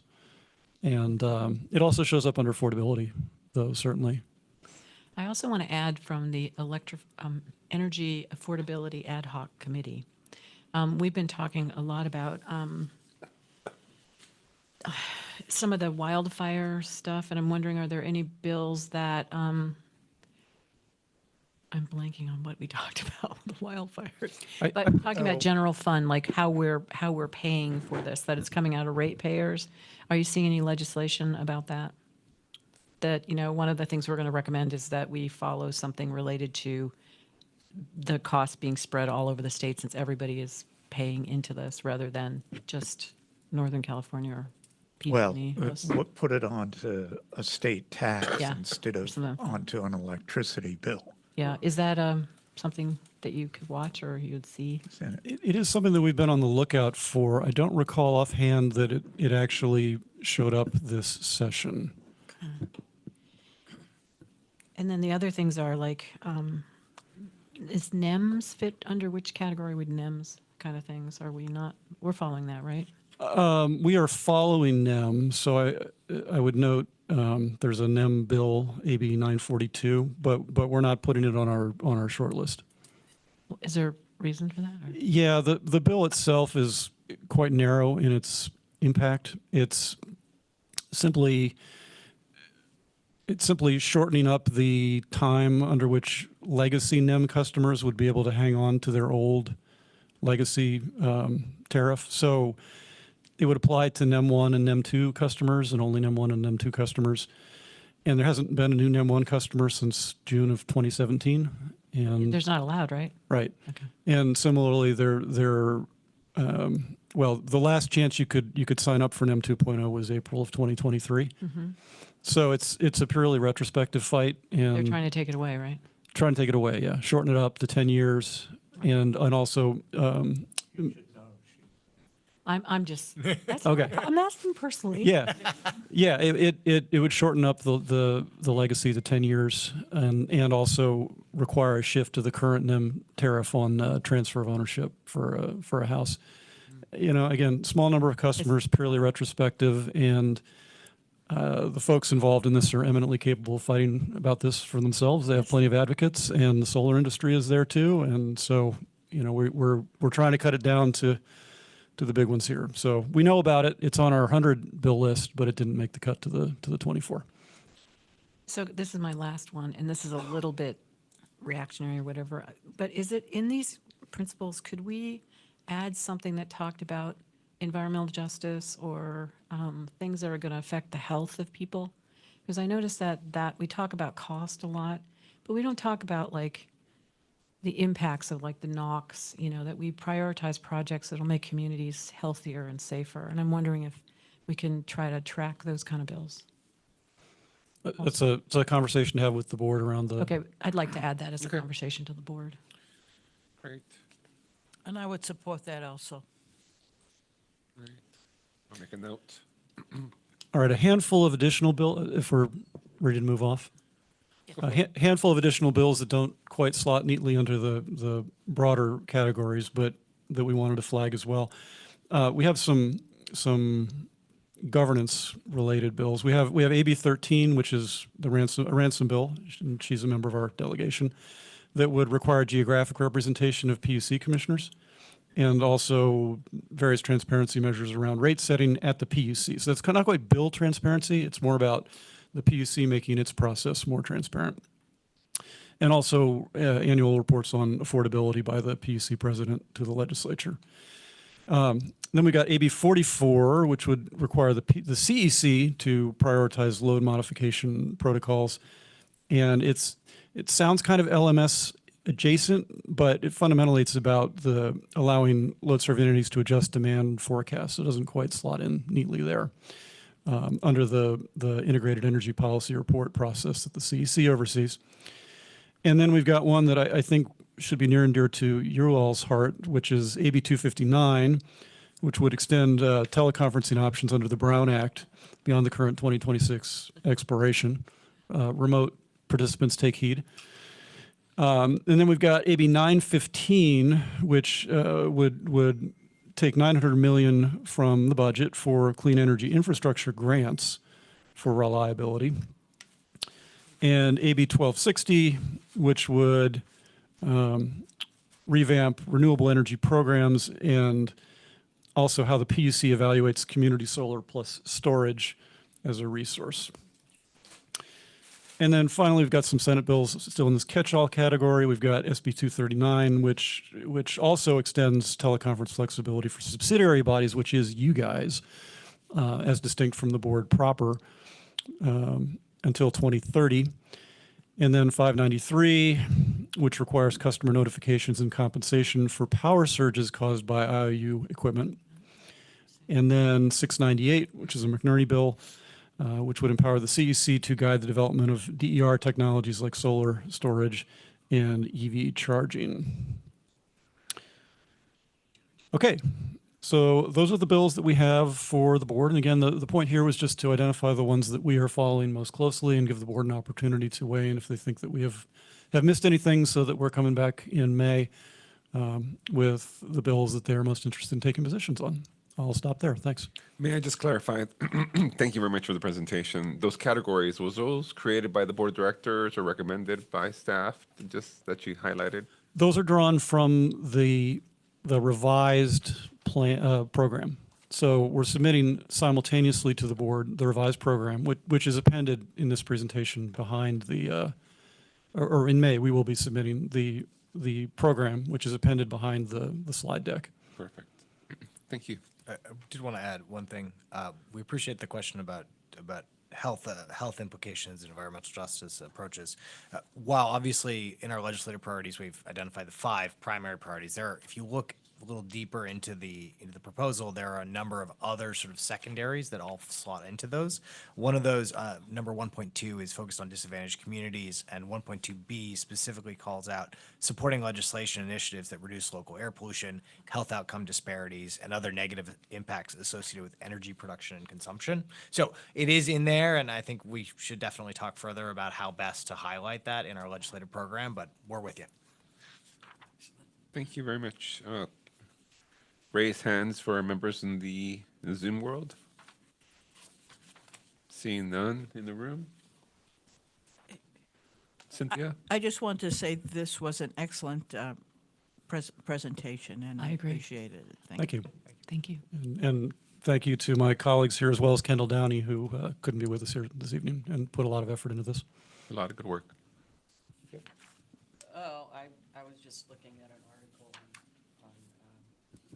sorry.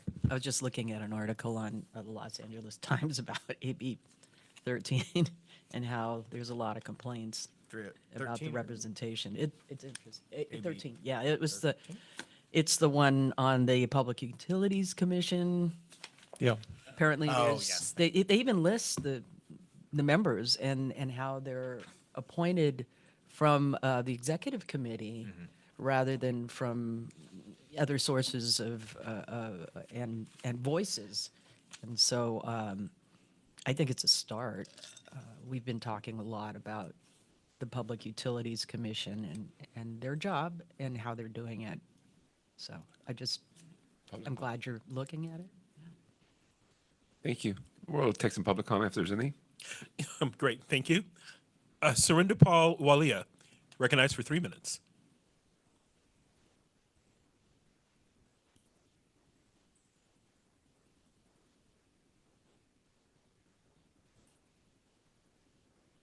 Surinder Paul Walia, you're recognized for 3 minutes.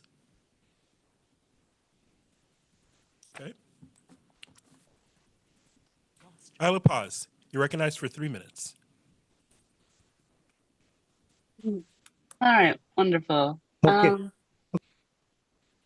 Sorry. Yeah, no, I wanted to acknowledge the request for understanding some bills that had environmental justice or health focuses. I didn't see this on the list, but wanted to highlight them. So there is SB 350, which is a bill that proposes a feasibility study for replacing PG&E with a not-for-profit utility model called Golden State Energy. And it calls for this not-for-profit model to have a focus on environmental justice, on affordability, on maintaining infrastructure, again, in the light of a lot of PG&E's failings as an investor-owned utility company. So that's SB 350. I thought that would be good for the CSC to know about that one. There's also SB 1142, which is a bill that proposes caps on the amount of utility companies can ask for to avoid disconnection or reconnection. There's some intricacies, and there's a difference between that cap. There's a lower cap for Carefera customers, so low-income customers will have to pay less to avoid disconnection, and there's for all others there is something slightly higher.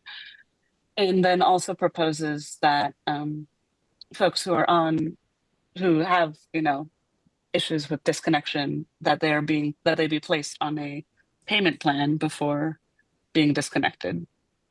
And I think that's really important because a lot of the national federal programs around structures and accommodations for low-income folks who have delinquent bills, those are definitely going to have been started to be cut and are probably going to be completely axed.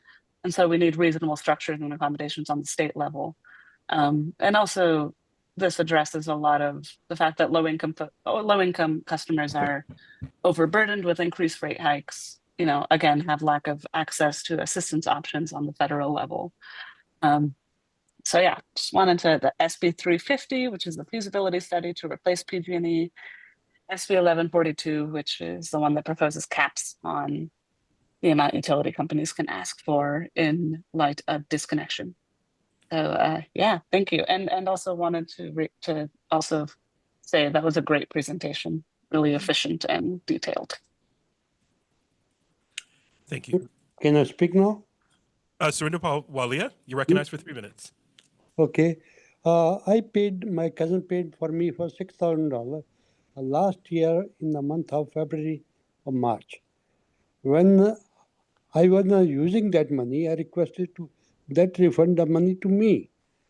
But I don't know where the money they sent to. When I got the PND, they say I had to call this AVA. I call the AVA, they say we cannot find it. Secondly, I got a solar system. I'm generating so much panel power. I want to add some panel. They say we cannot add the panel. You have to take the permission for the AVA. So what can I do? Thank you for your comment. I think if you have more concerns around your solar panel connections and the number of panels you may have to look at your electricity bill, address it with PG&E and or Ava Community Energy. If you look at your bill, there is information about reaching out there. Here we're talking through policy and updates, and so this is not specific to the item. Your comment can be more about the public comment in general, but here we're not here to address specific customer concerns. We're here just shaping policy and giving direction to our board of directors. So again, looking at your utility bill, you should be able to reach out to PG&E, Ava Community Energy with those numbers there, information on the website, and or reach out to your those who installed those solar panels into your property. Thank you for your comment. And a follow-up. There are no further hands raised for public comment. All right, coming back to the room, this is an informational item. Any other questions, concerns? Cynthia? I'd like to, I don't know if I can recommend, but I would like for us to follow those two bills, the Senate Bill 350 and especially the Senate Bill 1142. I don't know if you could make that recommendation. I can. I'll bring it to the board of directors as well as the categorization and highlighting that there is a 1.2B that speaks to reducing local impacts. This is Sam Settle, Yes. legislative program manager. We, in all honesty, we are a little confused. SB 350 does not seem to apply to what the speaker was speaking of, and SB 11, there is no SB 1142. So we would ask that the speaker could reach out to the legislative at avaenergy.org. That would be greatly appreciated, and we can follow up directly. Thank you. Great. Ayla, if you can do that, just please reach out either to the COB with Adrian or directly to that organization to just clarify. And then Adrian, if you can get back to me regarding the bills that our speaker spoke of, and so we can address them. Thank you. Sound good? Yeah, that's right. All right. If we can, take about a 7-minute break. We'll be back at 8 p.m. on the dot. Thank you. Adrian, You can stop recording. You're great hosting of it.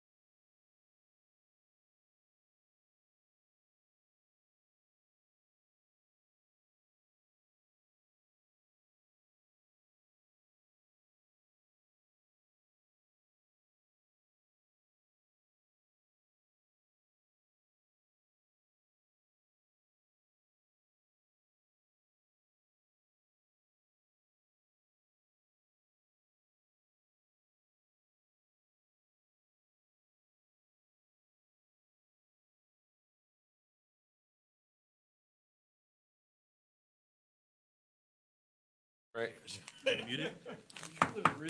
We're back at it. It's 3 minutes late. My apologies. Getting some good coffee here at the Ava Community Headquarters, home office. Item C7 SP 540 update. This is a board action item this Wednesday.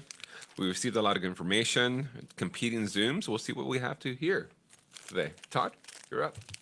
Thanks. Adrian, I think we've got a deck up here.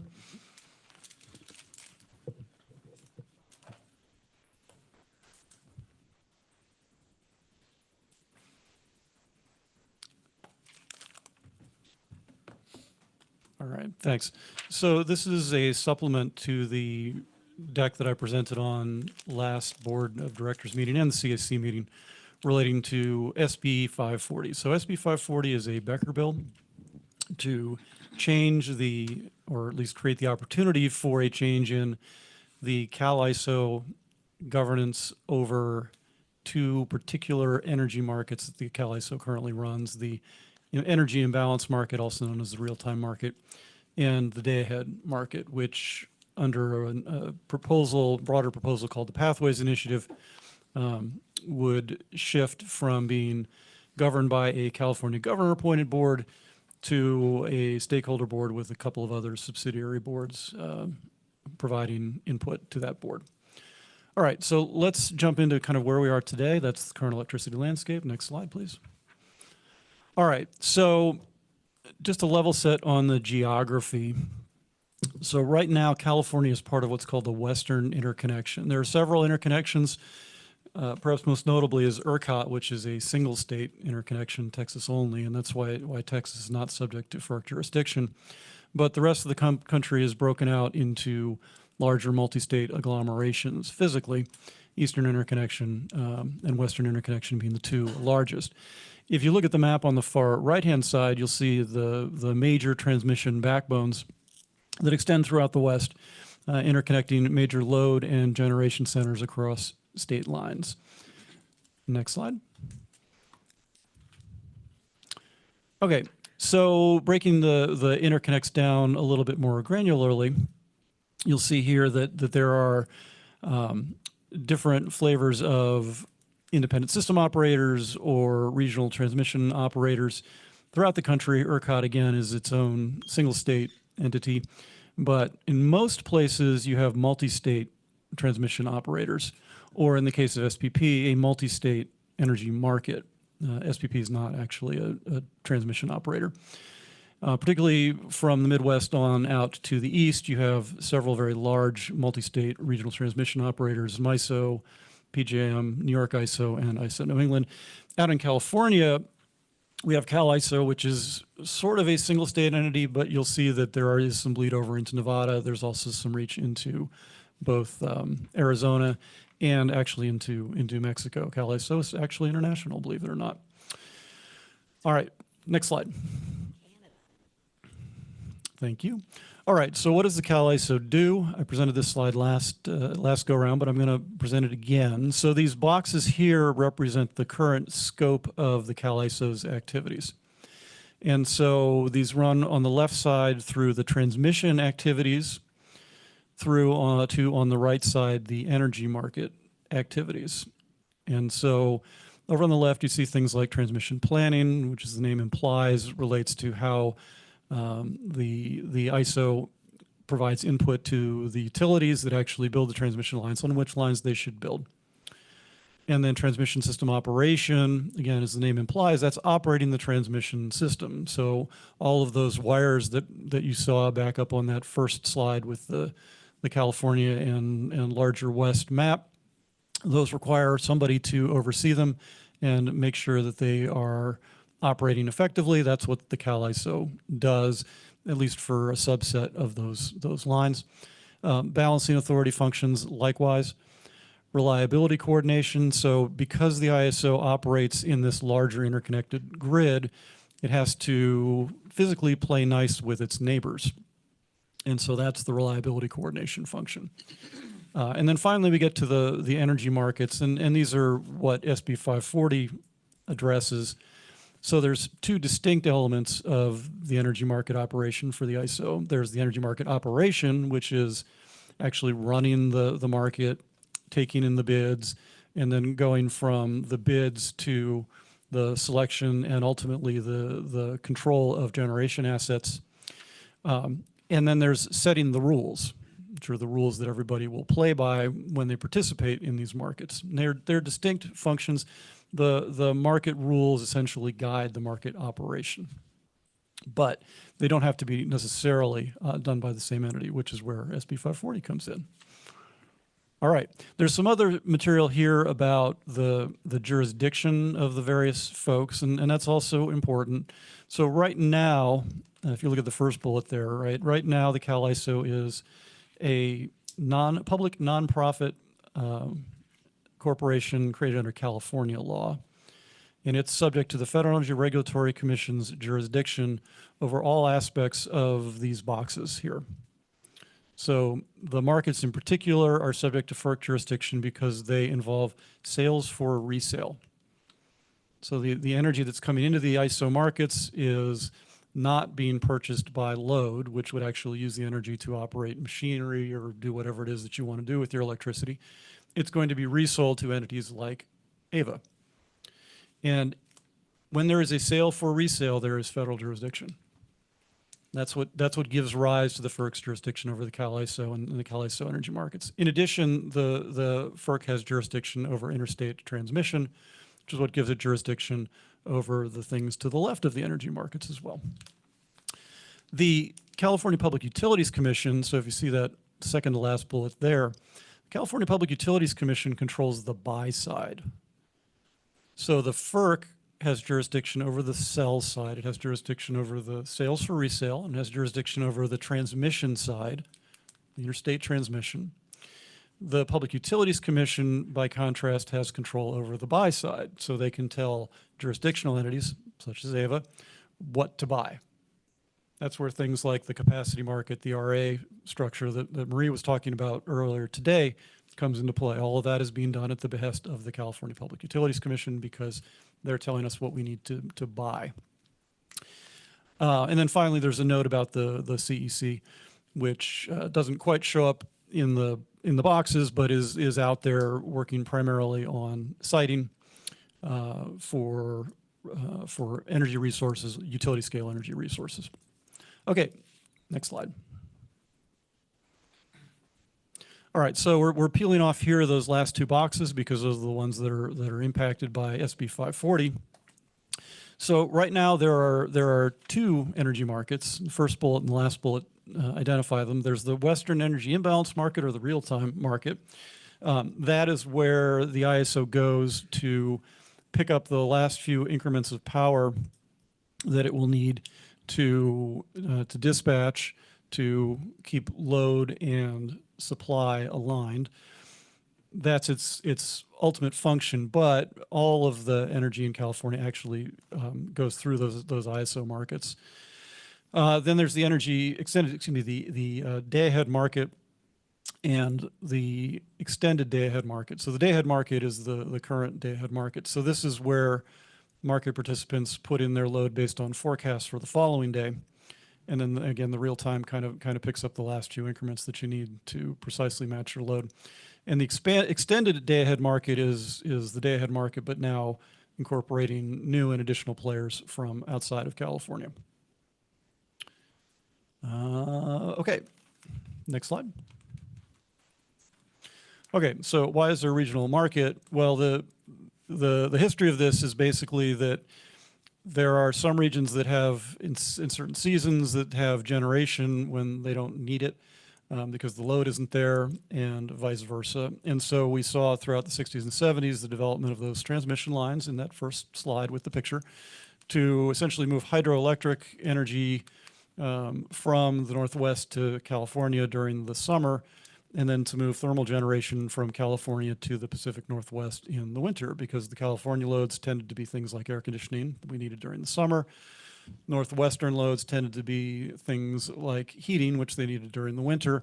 And so rather than duplicating all of our resources, we decided to share them over the transmission system. And since then, we've seen ever greater interconnection of the physical transmission grid and ever more granular transitions of load, or supply, from load centers north to south or east to west. So that's the bottom line of all of that. As noted in those last couple of bullets, and the clever way that EDF has put it is for us to really make a go of it with a largely renewable generation fleet, we need to have a region that's larger than the weather. Because the problem is when there's clouds in California, or and there's a example of a solar eclipse that put all of our solar generation out of whack for a while, right? Whenever there's something like that that's highly geographically localized, if you're going to rely on intermittent resources, which is what renewables are, then you need to have a larger geographic footprint so that they are outside whatever that localized impact is. And then also, you can have localized impacts on demand. So it's noted there, hot in California, right? So we might find a situation where we're in California and it's super, super hot here. So everybody's turning on their AC and we're exceeding our local supply of electricity. And so rather than have to resort to rotating outages, we can call on areas where it's not so hot and they have excess generation to import into California. All right, next slide. Thank you. All right, so as I mentioned, there is currently a multi-state energy market. It's just the real-time market, and this is the Western Energy Imbalance Market. And it's been around for about 10 years. And this is the current slate of participants in that market. And as you can see, they're from throughout the Western Interconnect and also extending into Canada. And I would flag for your particular notice the PowerX box up there. That's the Canadian Northwestern power marketer, and also the Bonneville Power Administration, which is a federal agency. Both of them have a great deal of hydroelectric energy, upon which we have long relied here in California to provide not just electricity, but greenhouse gas-free electricity. Are they part of the cap and trade? Are they part of the cap and trade? Isn't the same boundaries as cap and trade? Because I know Canada is part of the cap and trade. Oh, I believe so, but I don't know for sure. Yeah. Another clarifying question. Go. Yeah, can I ask, because we have a lot of this WEIM, we have a lot of participants here, so why is this not no longer adequate and we need to expand? I mean, when you get to that, please. Yeah, we'll get I mean, the short answer is that they don't want to play anymore, that they are tired of operating in an environment where the California governor picks the board, and they want more of a say in governance, or they're going to take their toys and walk away. But yeah, we'll get to that more. Okay. All right. So next slide. Thank you. All right. And so shifting gears here from the energy imbalance market to the extended day-ahead market. So the greenish colors here are the extended day-ahead market commitments. So folks who have said that they would lean towards participating in the extended day-ahead market. And you can see from the color gradations that the degree of commitment is variable. And it's noteworthy that the leaning is significantly smaller than the current scope of the Western Energy Imbalance Market, right? So the plan plus leaning here is the bluish, and the energy imbalance market is the green. And where we would like to be would be everybody being sort of blue, meaning that they would still be selling preferentially into California, but we are not there right now. All right, next slide.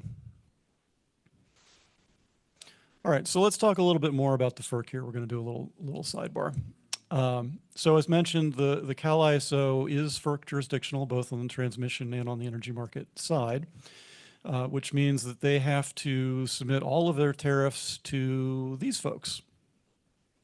And so right now, as you can see there, this is essentially a Biden FERC. So 4 of the 5 members are Biden appointees, but the FERC is supposed to be bipartisan.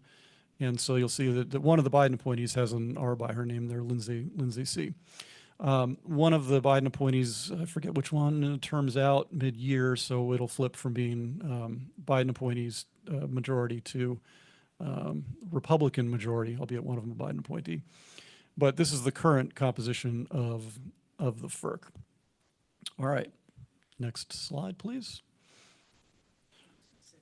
Yeah. All right. Pathways. So the Pathways Initiative here, as you can see, multi-state effort started in 2023 and came out of various thinking around how best to operate on a regional basis. As noted, we are all physically interconnected. So what do we do in order to ensure that we're being most efficient across our boundaries? And also, the Pathways Initiative was in response to efforts at much broader regional integration that have been unsuccessful. So, as a consequence, the last bullet I think is the most important one, right? The Pathways proposal does not change existing grid operators or balancing authorities and does not change existing RA or RPS standards. So the attempts at regionalization writ large would have impacted those things. And so Pathways is a direct response to the opposition to changes along those lines and explicitly does not do them. So I flag that for everybody. Next slide, please. All right, so why do we need an independent RO? And Cynthia, I think this is your question here, right? So, okay, we've had a Western Energy Imbalance Market. It's been going fine.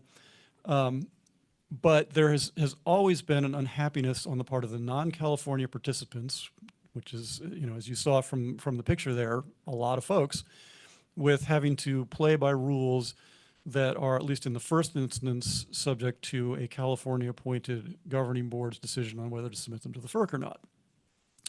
And what has emerged in the past couple of years has been an alternative to the CalISO market. So historically, the California market was the only organized market. If you didn't want to sell bilaterally, if you didn't want to just do one-off deals with folks from other states, then you had to come to California.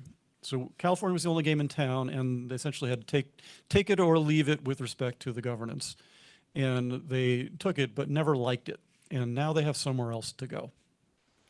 And so that's really the driving factor here, right? We have a bunch of folks who are threatening to take their generation and go elsewhere, at least in the first instance, to sell the output and the capacity of their generation fleet. And that is a significant problem for us here in California. We have built our system around imports, and to see those simply go away will both impact the affordability of electricity and the reliability of our system. Question? When you say go away, it's still a market, so wouldn't we still buy it? So they would not necessarily sell it to California. The wrinkle here, it's not as though, let's take BPA. It's not as though BPA could sell into SPP Plus today and then sell into the ISO tomorrow. They have to make significant commitments internally with respect to setting up their generation in order for it to sell into one of these markets or the other, and they're not entirely compatible. So they pick a preferred market, and then they will sell to the other one secondarily. It's called seams, sales across the seams. But this is part of what Bonneville has been saying very, very loudly in their public presentations around this, is that they have been active in developing SPP Plus. They've spent millions, tens of millions on developing the IT infrastructure to participate in Markets Plus, and they really want to participate in Markets Plus. And the ISO has just been too long to get them into the picture, and so they expect that they're going to go to Markets Plus. Others have not gone that far down the road, but the point is that it is a commitment to pick one market versus the other preferentially, and then the ancillary effect of that is you're not going to sell as much, if at all, to the guy that you have to sell across the seam to. Why would we not join Markets Plus? Well, because we already have a CalISO and we have CalISO markets is the short answer. But conceivably that could happen somewhere down the road. I don't know.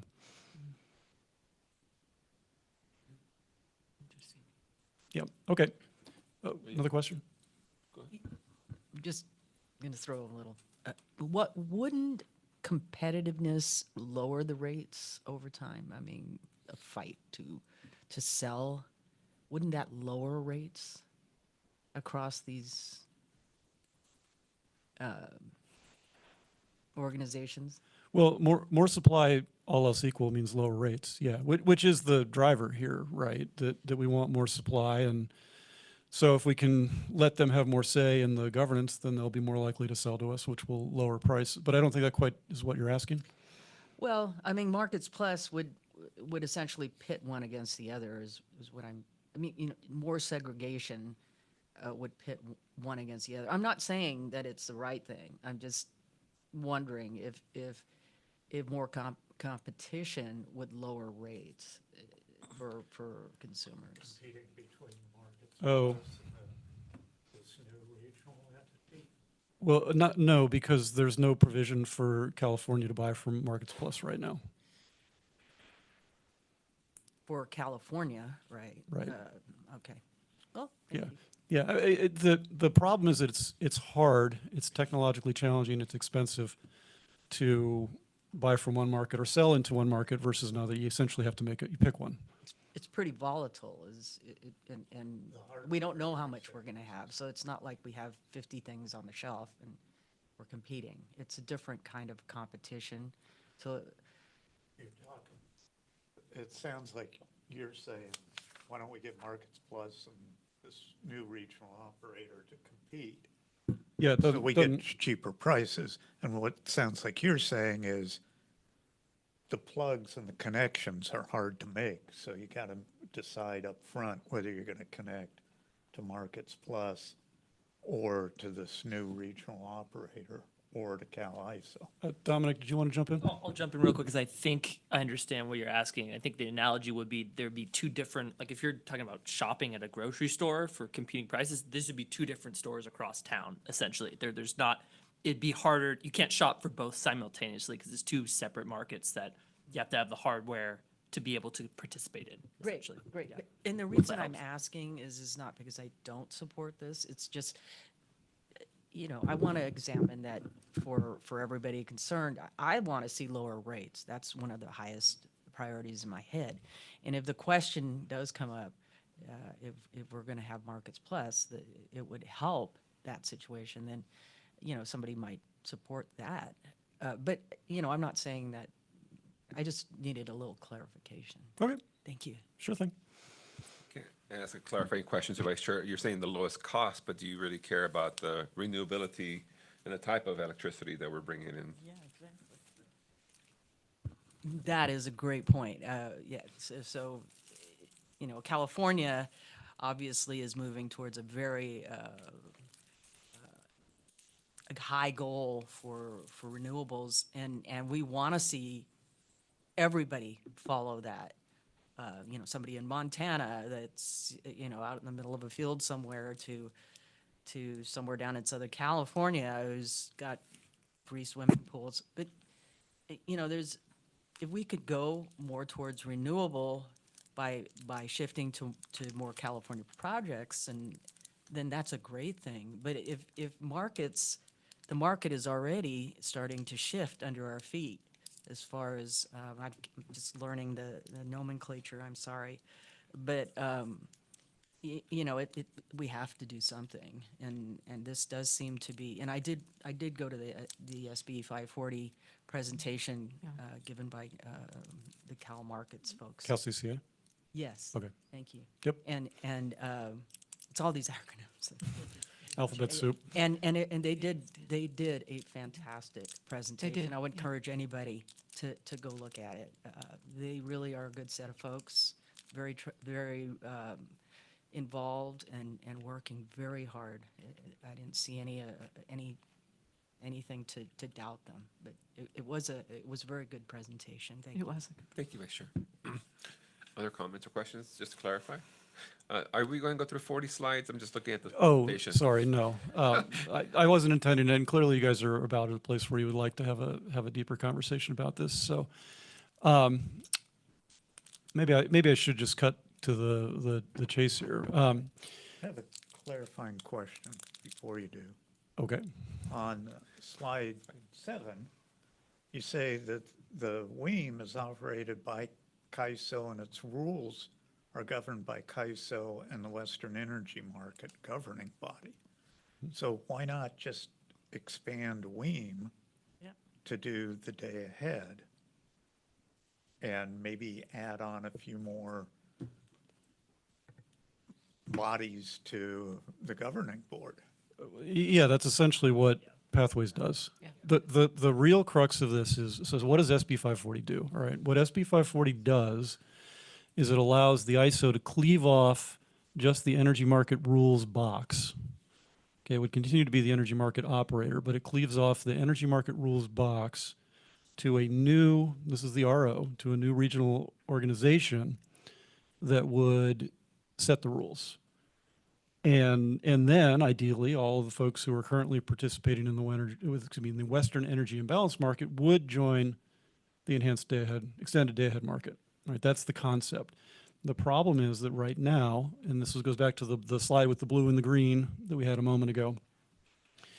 I'll let Adrian find it. This is the other direction. Anyway, the folks who are currently participating in the Western Energy Imbalance Market aren't willing to participate in the extended day-ahead market and are actually saying they're going to up stakes and pull out of the WEIM unless the governance changes.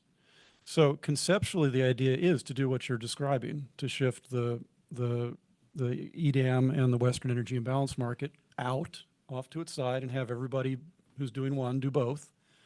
The problem is that at least under the current governance structure, that will not happen because the folks from outside of California don't want to be in a place where the market is governed, albeit subject to FERC oversight, exclusively by folks that the California governor picks. They want more of a say.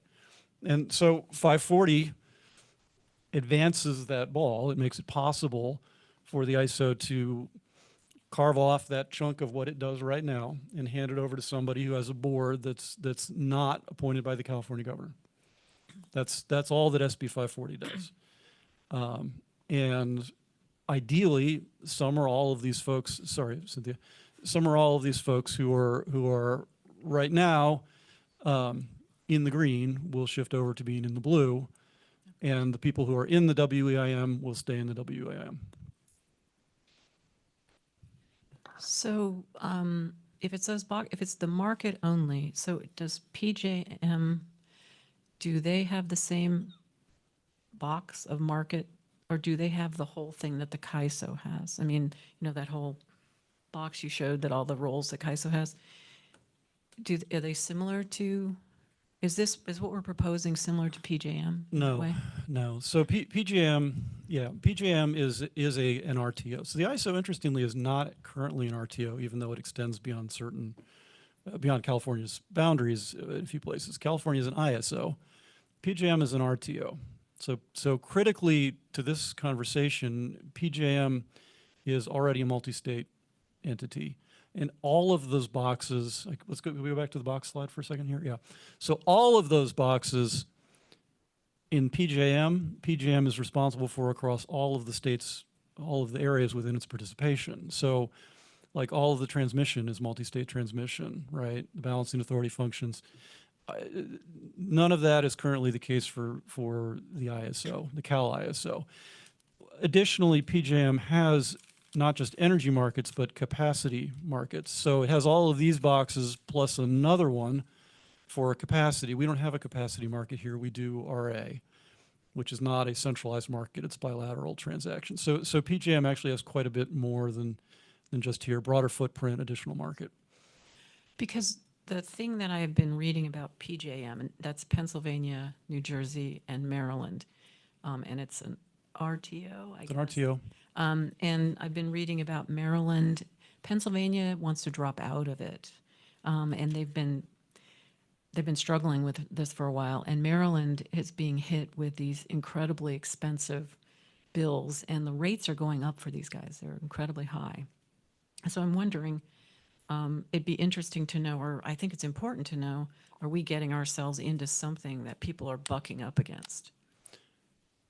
Like Well, Maryland and Pennsylvania. Yeah, we're kind of already there. Oh, okay. Because we are an ISO, right? Right. And obviously we're having significantly higher bills than we've seen. Now, it's worth disaggregating why the bills are going up. And we'll be doing that next month, just to give everyone a preview. Having an analysis coming up of affordability. But the critical issue in Pennsylvania in particular has been the capacity market, which again, we don't have here. We have our own set of problems with capacity pricing. That's a national problem.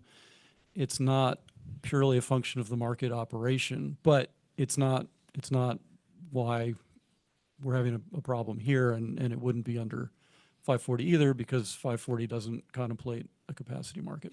But if governance, so if, basically we're saying that the reason the WEIM folks don't want to be part of our market is governance. Mhm, And that's right. we're not really hearing anything about what the governance would look like under SB 540. Okay. I mean, so would like Montana, who has all this coal, do they? Okay. Yeah. Okay, we have slides on that. I promised I wasn't Oh, going to okay. go through I the would whole love to deck, see but- those slides. Okay. That matters. Well, that's of Okay. course Cynthia, and we'll Yeah. come back to that.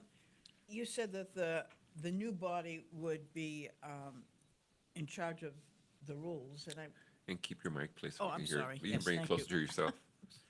No, it's okay. you said the new body would be in charge of the rules. And what rules are we, specifically? Because one of the things is California clearly, is, from my point of view, we're an advocate of renewable and clean energy.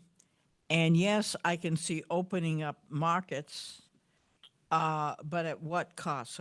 So somewhere in the presentation, if you could address that. I mean, would they be controlling our renewable energy, products? Yeah, no, well, The larger board?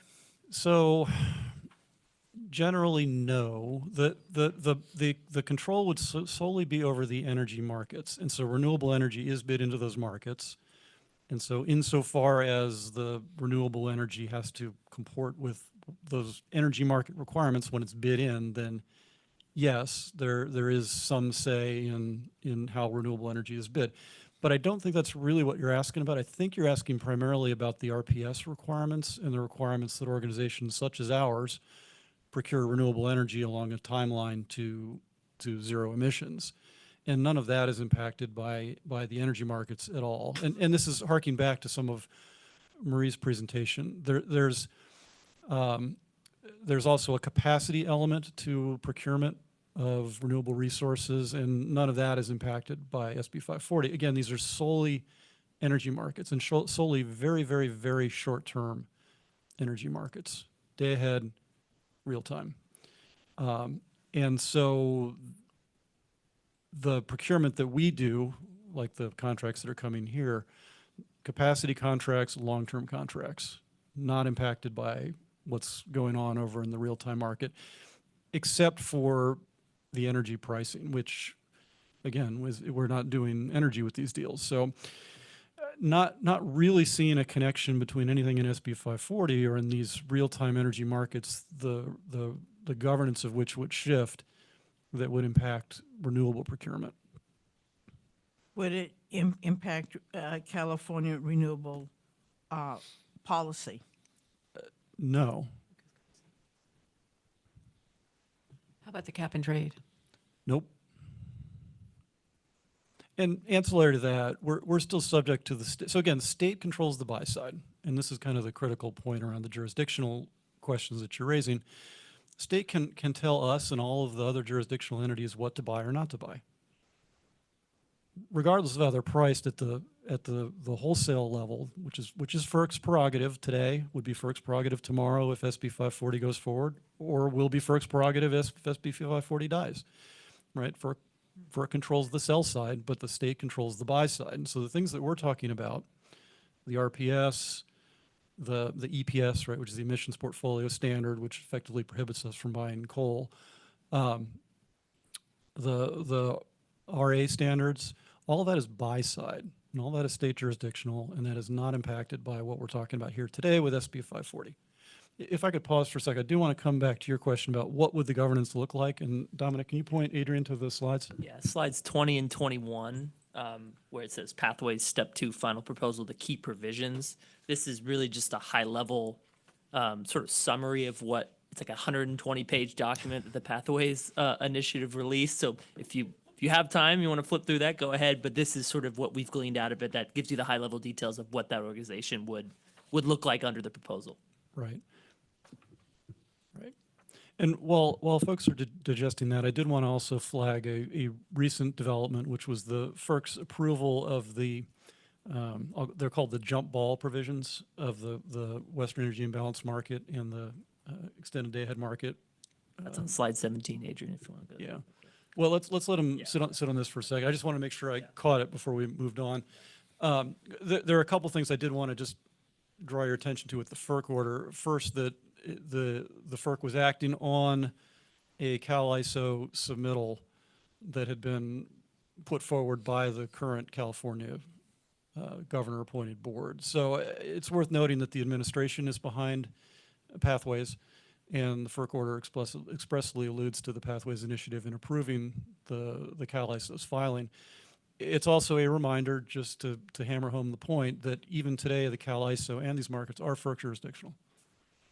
And so folks talk about post-SB 540 world as though there's a shift from today to a FERC jurisdictional world, but we're already there on that. Finally, it was approved by the Biden appointees, the 4-1 Biden appointee majority at the FERC. So it's pretty substantially backed by the Democratic folks, whether the governor or at the federal level. Could I- Yes, please. So just want to dig a little bit deeper on the EPS. So if we ban coal, if we say we cannot accept electrons from coal, how do we know that? And Yeah, how will we meet that? So the question you're getting at is about around unspecified power. So the EPS applies to long-term contracts. So it does not apply to purchases from the short-term markets here. So conceivably, yeah, if there's coal in the real-time market and we're buying out of the real-time market, then we're getting a mix of grid resources, which would include some coal, conceivably. So the thing I keep going back to about the coal is that we have literally one coal plant in California left, right? Tiny one, too. And tiny, yeah, Argus. And there's 32 coal plants in the western states. So I just see with this sort of like race to the bottom, I don't see how we're going to be. I mean, California's done a great job, and I think I'm concerned that we're going to lose all this benefits that we've had, because if there's 21 people on this SRO, that's 2.3 people from California, and that seems like we're a huge state with all this progress. And I mean, I have relatives in Utah and in Montana, and I know that that's not the leading edge of the renewable movement. So I'm just concerned that we're going to be we're being barraged by all these states that don't want to move forward, and we're to slow us down. And I just think that's awful when climate change is happening. So I just don't see how we maintain our integrity. I just don't hear what you're saying, that we're going to maintain our leadership role and be able to reject the kind of power. I mean, we've already been talking today about natural gas and having contracts with that. So what would be different in this? How would we protect ourselves as a state? Yeah, Sorry about the hyperbole. That's okay. No, the issue, the response, I'll throw a Watchman reference in here. So we're not in here with them, they're in here with us. You think we can push them? Well, let's back up a step. So if we go to the pictures up, again, the green, blue, et cetera. And what's interesting to me about the Utah, Montana, et cetera, is that they're actually trying to wall themselves off, right? Mm-hmm. Like they are afraid of us. As they should be. As they should be. And so there's anecdata, right, which is all the coal plants have been shutting down. And financially, it's not worth it. Exactly. And because it's really hard to compete with a resource that has zero variable cost. Right, when you have to pay for a truck to roll up with some coal, or however it is that you're getting the coal, and you've got somebody who's at a zero or even a negative price with the production tax credit for wind, you're in a bad way. So there's been very explicit conversations about by the governors in the coal states about how well we have to wall ourselves off from those crazy Californians, yeah. So what we see from the more detailed modeling is that in all likelihood coal's going to be worse off than in a no integration scenario. But so, I'm sorry to belabor this one point. I do want to get to public comment. Okay, I want to give just extra wanna say one last thing. But I just want to make sure that I know we want to Yeah, wrap this, around I'll be 9. done. I'll be No, done. no, it's fine. It's fine. Just I know we don't want to. We can't be here too late. But go ahead. But if there's 21 seats on the governance, I'm concerned about the governance. If there's 21 seats and you can label the states that are trying to wall themselves off, and we only have 2 votes, how do we protect ourselves? So the seats in the proposal that Pathways have are from stakeholder groups. They're not explicitly saved for certain states as opposed to others. So right there, they'd be IOUs, they'd be load-serving entities such as CCAs, they'd be public interest organizations, et cetera, et cetera. So it's not state dependent. It's stakeholder groups by the stakeholders that they represent. So that's what those are what the seats are on the. Oh, they're stakeholders. Yes. And that's one point to amplify on it. That's in the governance provisions. And remember that the governance here, I think it's been somewhat oversold. This is just the ability to direct the organization to file things at FERC. Ultimately, the decider on all of these things is FERC. And so your remedies are whatever your remedies are at FERC, which can consist of protesting the 205 filing. 205 is the section of the Federal Power Act that relates to rates, or bringing a complaint under Section 206 of the Federal Power Act, which is how Pennsylvania clawed back several tens of millions of dollars relating to capacity market dysfunction. So yes, the governance is diluted. That is undeniably an effect of this, and that is the price that we will pay to turn some of this green blue. We're comfortable with that or we're not. Like that's really the crux of the issue here. But there are still remedies available, and also to some extent there are other boards that are providing input to the actual governing board, and they're listed on there. One of which is a bunch of state representatives from the adjacent states. So, but yeah, you got to be comfortable with a board that has less California say. That's really it. My only criticism with that presentation that we participated in is I didn't see any local people represented, and that's what I liked about the comment letter that we got. It was 130 organizations that were local organizations, and I saw NRDC and EDF, but it would be nice to have more local input, which is what I'm segueing to you. Yeah, that's great. We'll take a quick break, pause, and see if we can get to public comment, and then we can pick up the presentation from there. If necessary. I think we've hit the high points here, so we can probably move on. Thank you very much. So how many public comments do we have? Just one person? Two people. Let's see, give it a second. I want to be a little variable there. We spent about 40 minutes talking on it, and I think there's a couple speakers there who might want to speak longer than 3 minutes, so I want to be flexible around that space. Okay. So 2 public comments. Okay, so we'll try to hold it 3 to 5 minutes, but we'll see where we go from there. Great. Thank you. Ayla Paz, you recognized for 3 minutes.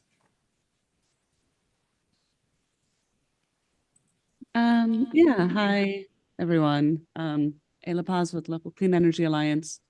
I just wanted to speak to some of the concerns that were brought up, and Local Clean Energy Alliance does not support signing on in support of this bill. There's actually a lot of concerns that we have. The first one is again, this is a regional organization. It's going to replace CAISO, and this organization will be subject to oversight by FERC. And we believe that it is extremely dangerous to choose to put ourselves in the position of being under FERC's oversight, especially because of Donald Trump's and the federal administration.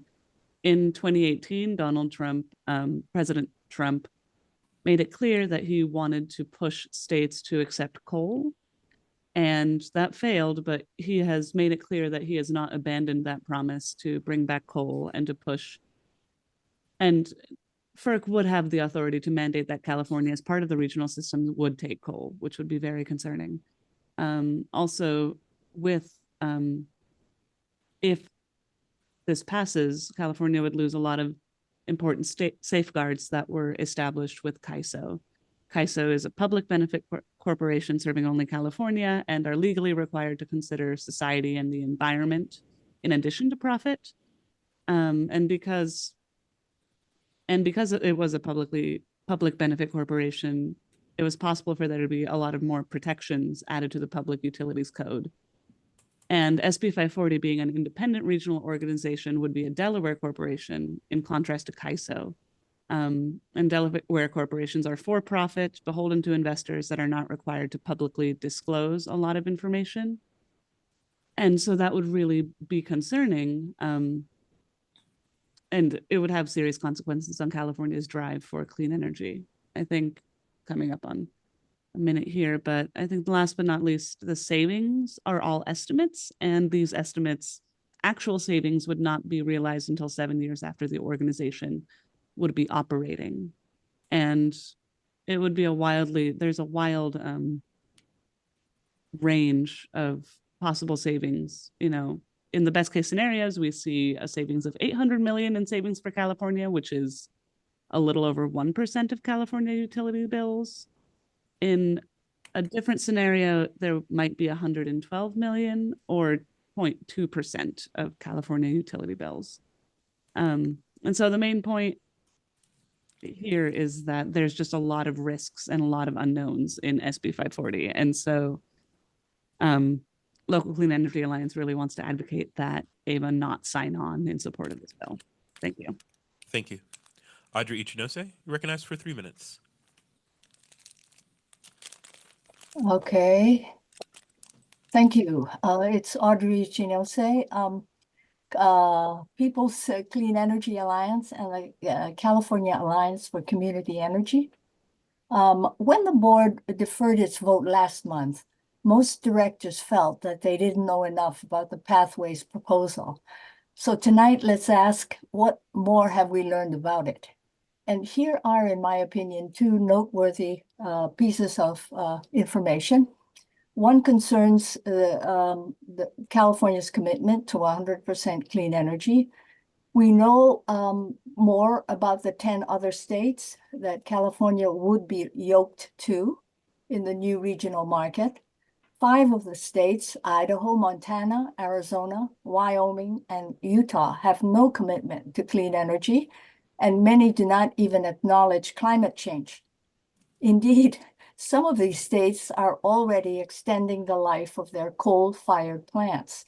Let's look at PacifiCorp, Berkshire Hathaway's giant electric utility that serves customers in Washington, Oregon, California, Utah, Idaho, and Wyoming.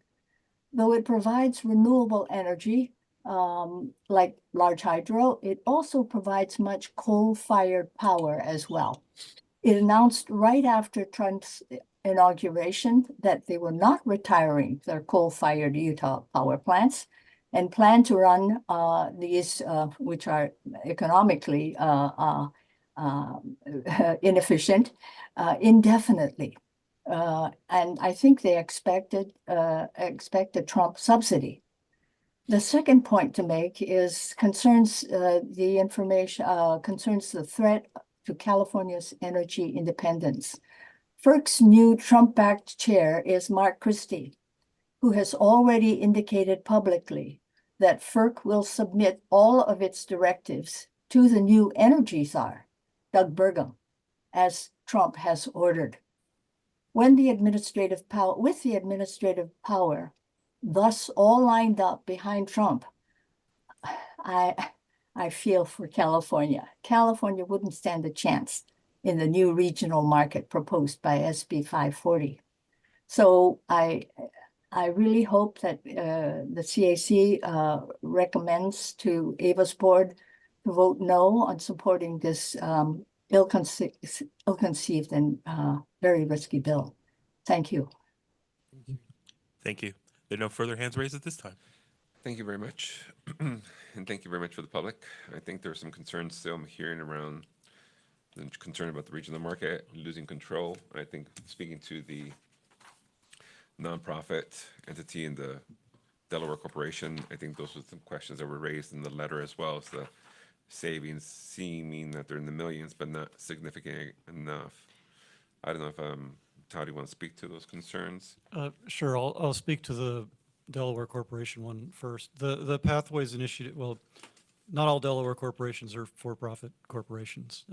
Delaware corporations can be, just like California corporations, nonprofits as well, and that's what's contemplated for the RO here, that it would be a Delaware 501c3. So a Delaware nonprofit public benefit corporation, as distinct from a California nonprofit public benefit corporation today. There's further concerns about the FERC control, Energy SAR. Yeah. I mean, the lack of savings as well. Yeah, so the FERC issue, I think I've discussed. I'll just say it again. CalISO is already FERC jurisdictional. And so whatever FERC is going to do to California, it can do today.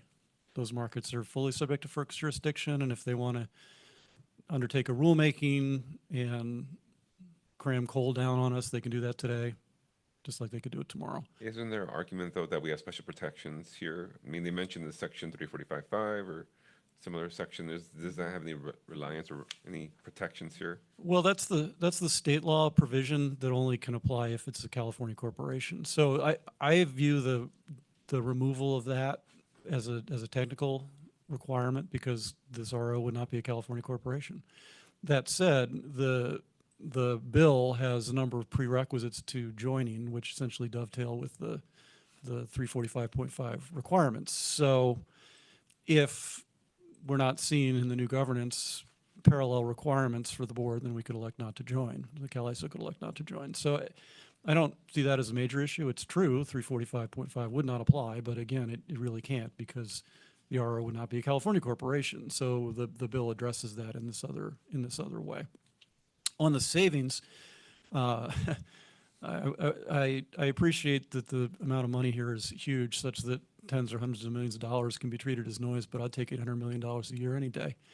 And we are seeing in the various affordability efforts by the legislature a lot of work to obtain a lot smaller savings.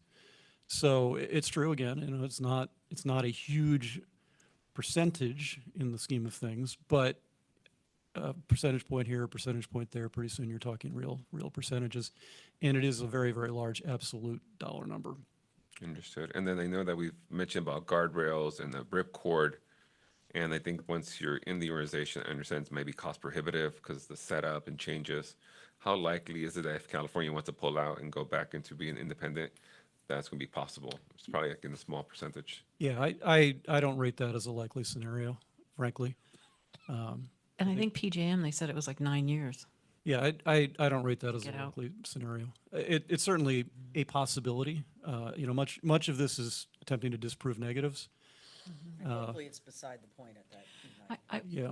Yes, please. I'd like to make a comment about the emissions. In the Brattle study, they talked, you see, I don't know which page it is, but basically, California promises to reduce the emissions in state. But basically because we're going to be shutting down everything in state, so it will be great with greenhouse gases, but we're going to be ramping up these plants in all these other states when we join, because we're going to get all this extra power. So to me, it seems like we're just transferring our pollution to these other states, which I think is kind of immoral. So, I'm just going to summarize for me. Is that okay? We did public comment. Oh, do we have more? No, we're fine. I just want to make sure we did the public comment. We're asking clarifying questions. We did that already. So now we're moving towards can your, make no, one the questions. Yeah, you can do. Well, You have the floor. so I'm concerned about the emissions and transferring emissions out of our air sheds or whatever. I'm concerned about the vulnerability for Trump. I'm concerned about that. Basically, I said that exporting pollution and the coal. I'm concerned about the governance. And I'm also concerned about there was no EJ people or community organizations on that call, and I haven't seen them in any of the lists except for the one we got in the letter. So I don't think this is a grassroots supported thing. So I personally don't think I would vote for this. I suggest that we vote against it, if that makes sense. So I just wanted to Sorry, ask. too premature? If you, No. You've studied this, and what is the worst case scenario if we end up? What would be the worst case scenario, and would us sitting by idly not allow that? Yeah, why don't we pull up the Brattle study? So is it slide 47? Well, slide 40 on the slide shows The red lines. The four scenarios, yeah. Yeah. Or the four scenarios actually is the slide 37. Sorry. Oh, that's with the Edom and, 36. okay. Apologize. Yeah, that's the scenarios. Right, okay, Right. Went back one. There we go. Okay. there we go. Yeah, Yeah. So your worst scenario is the split market case, which is on the far right. Yeah. And that's the one that has actually the highest emissions increase, because the folks who don't participate don't have their dirty generation displaced by solar from California. So remember that in California, we're not infrequently now. I think we just set a record last week. We're seeing curtailment of renewable resources, right? We've got too much solar in the middle of the day. And so one of the effects of sort of shifting towards the left here on this picture is that some of those curtailed resources displace some of the dirtier resources. And you can fight about how much of that would happen and get deep into the weeds, but directionally that's what would happen. But if you don't have the folks who would have the dirty resources who are playing, which is the split market case, all those orange bubbles, right? Then you have higher emissions. That's the worst case, and it's more expensive. So it's the worst of both worlds, because the clean energy that's being curtailed is still being curtailed. The dirty resources that would be displaced by the curtailed resources are still emitting. The energy that would be coming into California to reduce prices and or shore up reliability is not coming into California, and all of those are bad things. So that's the worst case. And then best case is far left, and it's a continuum across there. Be the second to the left. Oh, second to the left? Right, sorry, yeah. Sorry, baseline plus case, yeah. I do have one question. So I'm hearing the benefits, but I'm still not seeing these grassroots organizations, as mentioned, Indra, that are joining to support it. And so what's kind of the engagement AVA or other CCAs are having for our community organizations that are really, they're saying, basically saying, no, don't do it because we're a community organization. And, you know, why don't we just reinvest more and stay here as our quote unquote island? But I hear your pros to going to the RO. What's really holding? It seems a lot of fear, concern based on like what the administration is going to do. We'll be importing coal, but there's benefits on the other side of the equation. So why do you think, opinion wise, of course? I don't know. I walked into it, man. I thought this was an easy one. Well, but have you had conversations with the with the local Clean Energy Alliance and talked through the concerns? I'm just wondering if your staff has done that. I think Sam's been here 10 days, so I wonder if he's taken 10 calls. Yeah, going ahead of this when we came in last month. No, I didn't. I thought this was an easy one, right? Like, yeah. So I was surprised, obviously. Since then, I don't know if we did outreach to LCA yet or not. I mean, I know that we forwarded the invite to you guys for the CalCCA webinar, but yeah, I am surprised by this.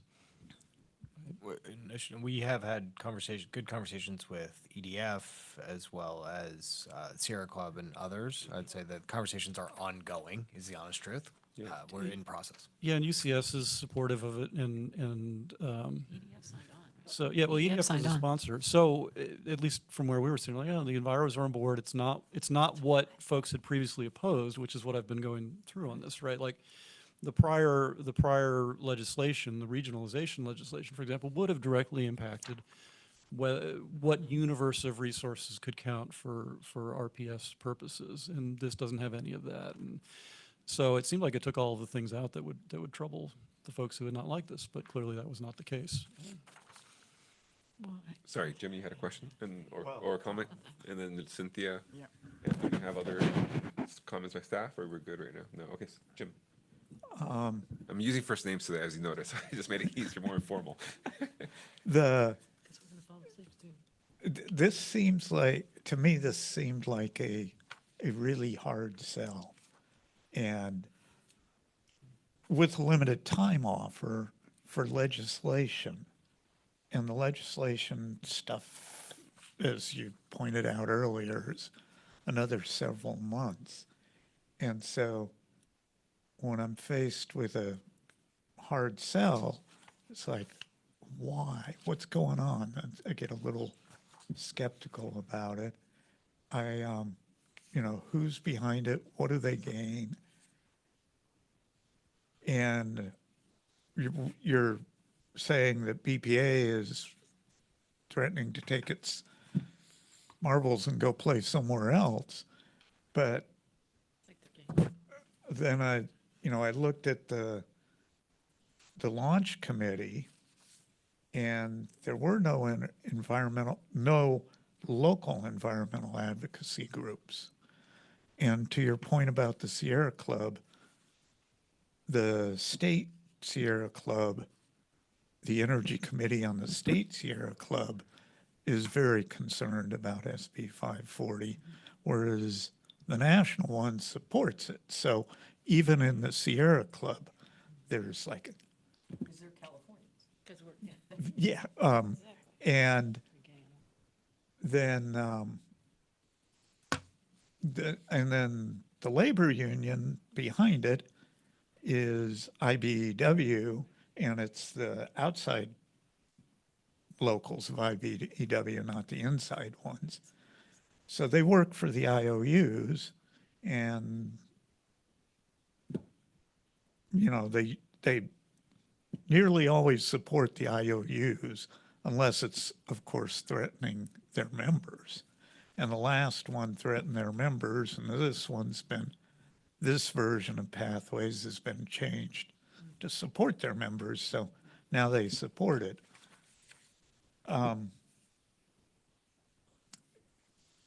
And so I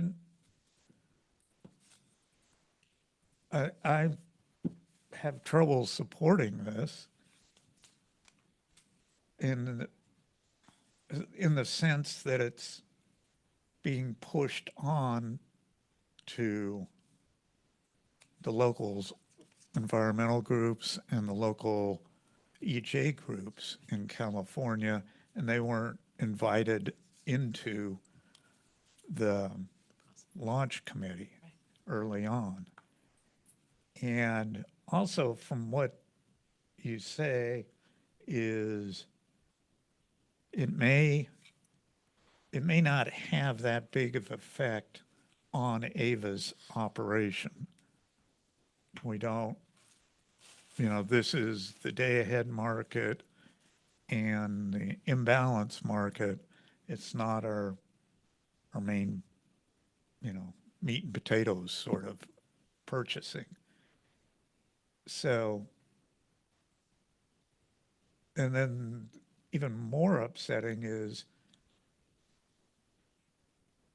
why aren't we putting as much effort into developing local resources or pushing the PUC to change the regulations so that we can operate more local resources, rooftop, and,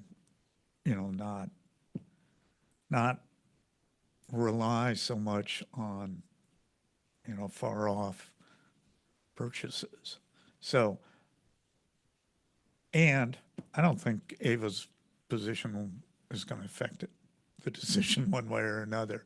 So even if the Ava board said no, I don't think that would stop it. So I guess I'm upset that we're spending so much time on this, on something that is outside Ava's reach to make a meaningful change one way or the other. So I would not support telling the board to vote yes for this.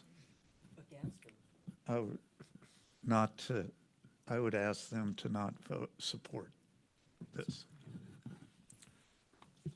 I just got a notification that somebody wanted to make public comment, forgot to raise their hands to do that. They couldn't, it was a technical issue. Was it technical issues? They couldn't get in.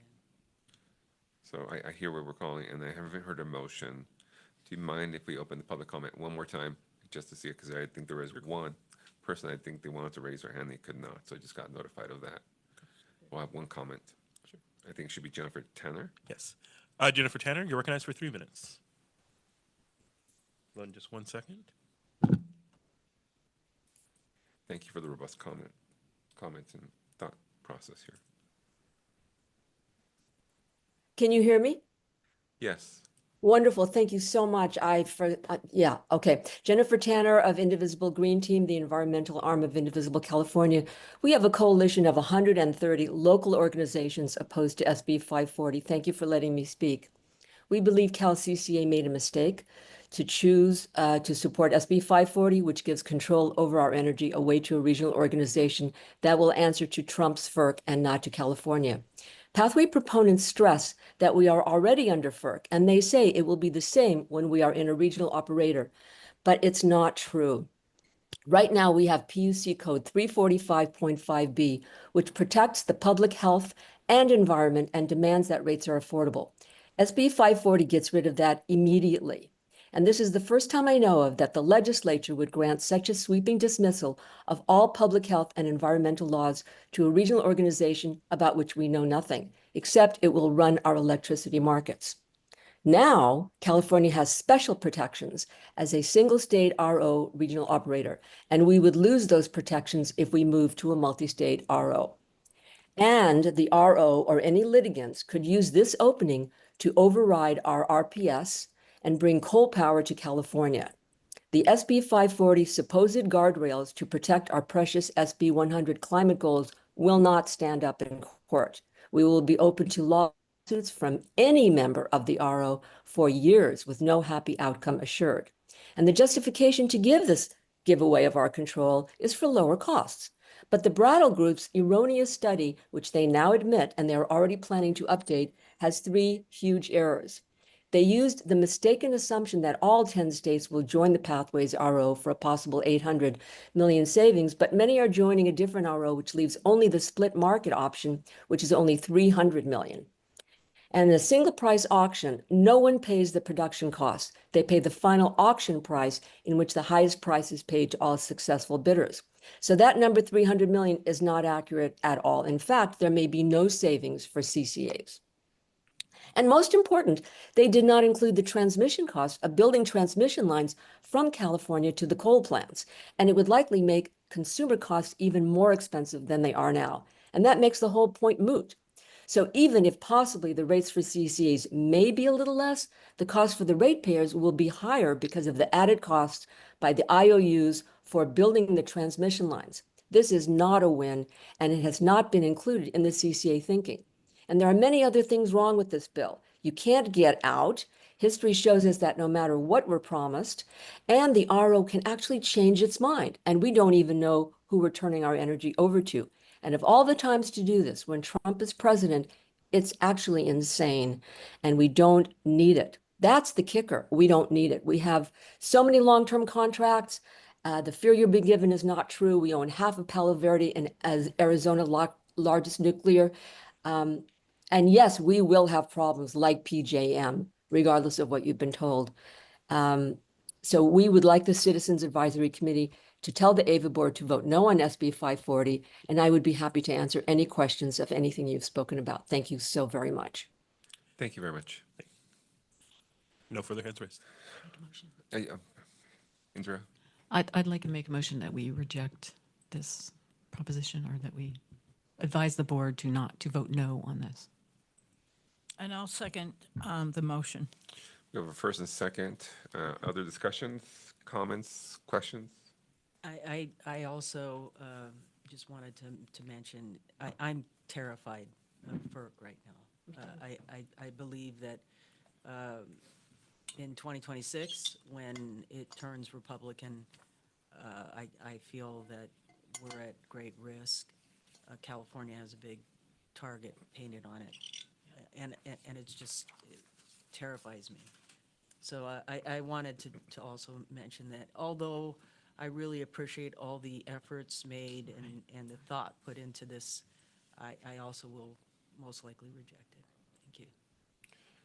And I'll just make a comment. I mean, I've pretty much been somebody who's like, it doesn't make sense, but I'm also looking at the solar wind. And sometimes if you don't have those wind turbines turning as much, they're off because there's not enough capacity or place to put the energy. So I think about the costs. And we could be concerned about the energy coming in and out, but I'd like to export more clean energy out to the region. And I don't know if these subsidies would make sense for coal. How much would they get subsidized or what? So I almost see it like there's an opportunity for us to bring more renewable energy online in California and make it something sustainable, but it is towards that free market experience. So that just depends. What do we believe more in the free market, or do we sort of control ourselves and not, protect us from quote unquote dirty energy? So it's tricky. Yeah, I want to support SB 540. We'll let everybody vote and see where we go from there. And Shiva. Yeah, I have mixed feelings on this too. I have been a proponent, but hearing this discussion, I'm hesitant, but I'll probably abstain from the vote. All right, thank you. So the motion. Thank you. Yes. Brought by Member Balkison, seconded by Member Landry, to say no to the support letter. Member Landry, Yes. Member Balkison, Yes. Member Stevenson. Member Stevenson? Come back to Member Stevenson. Member Swaminathan. Abstain. Member Lakshman. Yes. Member Lutz. Yes. Vice Chair Souza. Yes. Chair Hernandez. No. Motion is approved. Hold on one second. One, two. Stevenson. Oh, Member Stevenson. Yep, sorry about that. Microphone was causing trouble. I vote no. Okay, so there are 1, 2, 3, 4, 5 no. Those passed. 5 yes, 2 no. The measure is approved. 1 abstention. 1 abstention. Yes. So there's 8 of us. Excuse me. Out of 8. Okay. Yeah. So passes. All right. Yes, Thank you. that So I'll carry that recommendation to reject the support letter for the advisory committee 521, excuse me. Other comments? Yes. I should have said this earlier, but it's still relevant. There doesn't appear to be much labor support for this overall. This is another, I know the IBEW apparently supported it. I don't know locally whether they supported it. At the webinar that I went to, I asked questions that I never got a response to about other unions supporting this. So that's another constituency group that I would like for you to bring forward tomorrow. Wednesday, you're asking? We didn't hear anything from them. We didn't hear anything from you. I didn't see anybody that was a union on any of those letters. Exactly, yeah. Well, thank you, everybody, for the discussion. I know we're about past 9:16. We have a couple more items. We have the ad hoc committee report updates and any other announcements. Ad hoc committee leads. Ed, I think that it would be good just to do the presentation next time. Okay. Was there a presentation to do today? I was just going to summarize, but we actually have a presentation that we're working on finalizing Okay. This is for the energy one? for the energy affordability. Perfect. Thank you. might want to ask for a block of time. Could we ask for a block of time on the next meeting? Okay. That's fine. We'll make sure. I don't know what we have teed up for next month. Do we have a lot of stuff teed up? I don't think, Okay. Well, how much time do you think you'll need for next month? What do you think? 20 minutes? Okay, so about 30 with comments. 30 with comments? Okay. Yeah. We can always go short. Yeah, we can get you. Yeah. That's fine. I just wanted to make a note of it. Good ideas. Anything else from your committee? No, that's it. And Jim, you have anything else? not to report from our committee. I should corner VJ and let him know when our next ad hoc is meeting. Yeah, I think you were going to reach out to other interested parties to support Yeah. the next version. So have you done that yet? Cynthia's reached out to some union people. I've talked to local 350 folks, and we've got more people trying to reach out to other groups. Okay. All right. It's Work in in progress. progress. Perfect. All right, with that, we'll move on to items, unless there are any comments, questions, any raised hands? No? There are no hands raised at this time. All right, we'll move on to the next item, CEC member and staff announcements. Jim? On your microphone too. Oh, it's, there was an item on the board's agenda that was not on ours that I think is actually very important. It's an information item only, so I don't even know they'll get to it on Wednesday, but it was the accelerating renewable ones, and it's about tracking emissions and going to emissions 24/365 every hour of the year instead of the current one of net annual emissions, and how hard that's going to be and how maybe counterproductive it's going to be. So I think it's very important a discussion to have. And remind me, Kate, we were going to say let the board see the item first and then bring it back to the CAC. Is that what we're thinking? If that's what the chair wants to do, yeah, we had a pretty full agenda for today, and it's just an informational item, so not as time sensitive. But if the chair would like to recommend bringing that item, then staff I should be think we able to do that. discussed it. No, did we discuss about the agenda that we maybe let the board cover that and then Yeah. bring it back to CAC because it's only Yeah. informational? So Yeah, we'll have that and I item. would highly recommend maybe watching the board discuss it, because that can help kind of inform then the discussion here at this Yeah, we committee. try to balance out the amount of content as you see the 9 o'clock hour. Right. I totally understand that. It's just, I'm working aggressively with Kay, Adrian, and I think our vice chair as well as I forget our friend Alex. Alex. It's getting late. About trying to balance the agenda, making sure we have enough coverage on the action-oriented items, informational, like the ledge update as well was recommended for us to take that on too. So I think that's good. Other comments? I just have a question. Yes. So SB 540, what's the process now? Whether or not we write a letter or not, is it going to come up in the legislature? And you know when? There's a hearing in the Senate Energy Committee on April 21st, I believe. So it's coming up in about a week or so. Yeah. Can you get the information of that? Share it to the CAC? Yes. So they haven't posted the link that you could watch it on, but it should be on the Senate Energy website. But we can send that around. It'll be the 21st in the 3 p.m. block. Yeah, and that way if you want to make public comment, you're there in that space. I mean, who knows where the board goes, the letter of support or not. I feel like they will support it through AVA, just my sense of it. But I think you also can give public comment as an independent person, of course, there. Yeah, and when they have a link, we're happy to share it. But That'd be great. it'll be you can go on their website when you'll know when we know. And we'll know more information about what the Senate's doing with the bill or not, and any modifications based on maybe feedback that we're getting and providing. And so if there's more feedback points you want me to hit on Wednesday's meetings, please send them, because I know that we talked about labor not being recognized or other challenges, why this body doesn't want to support it.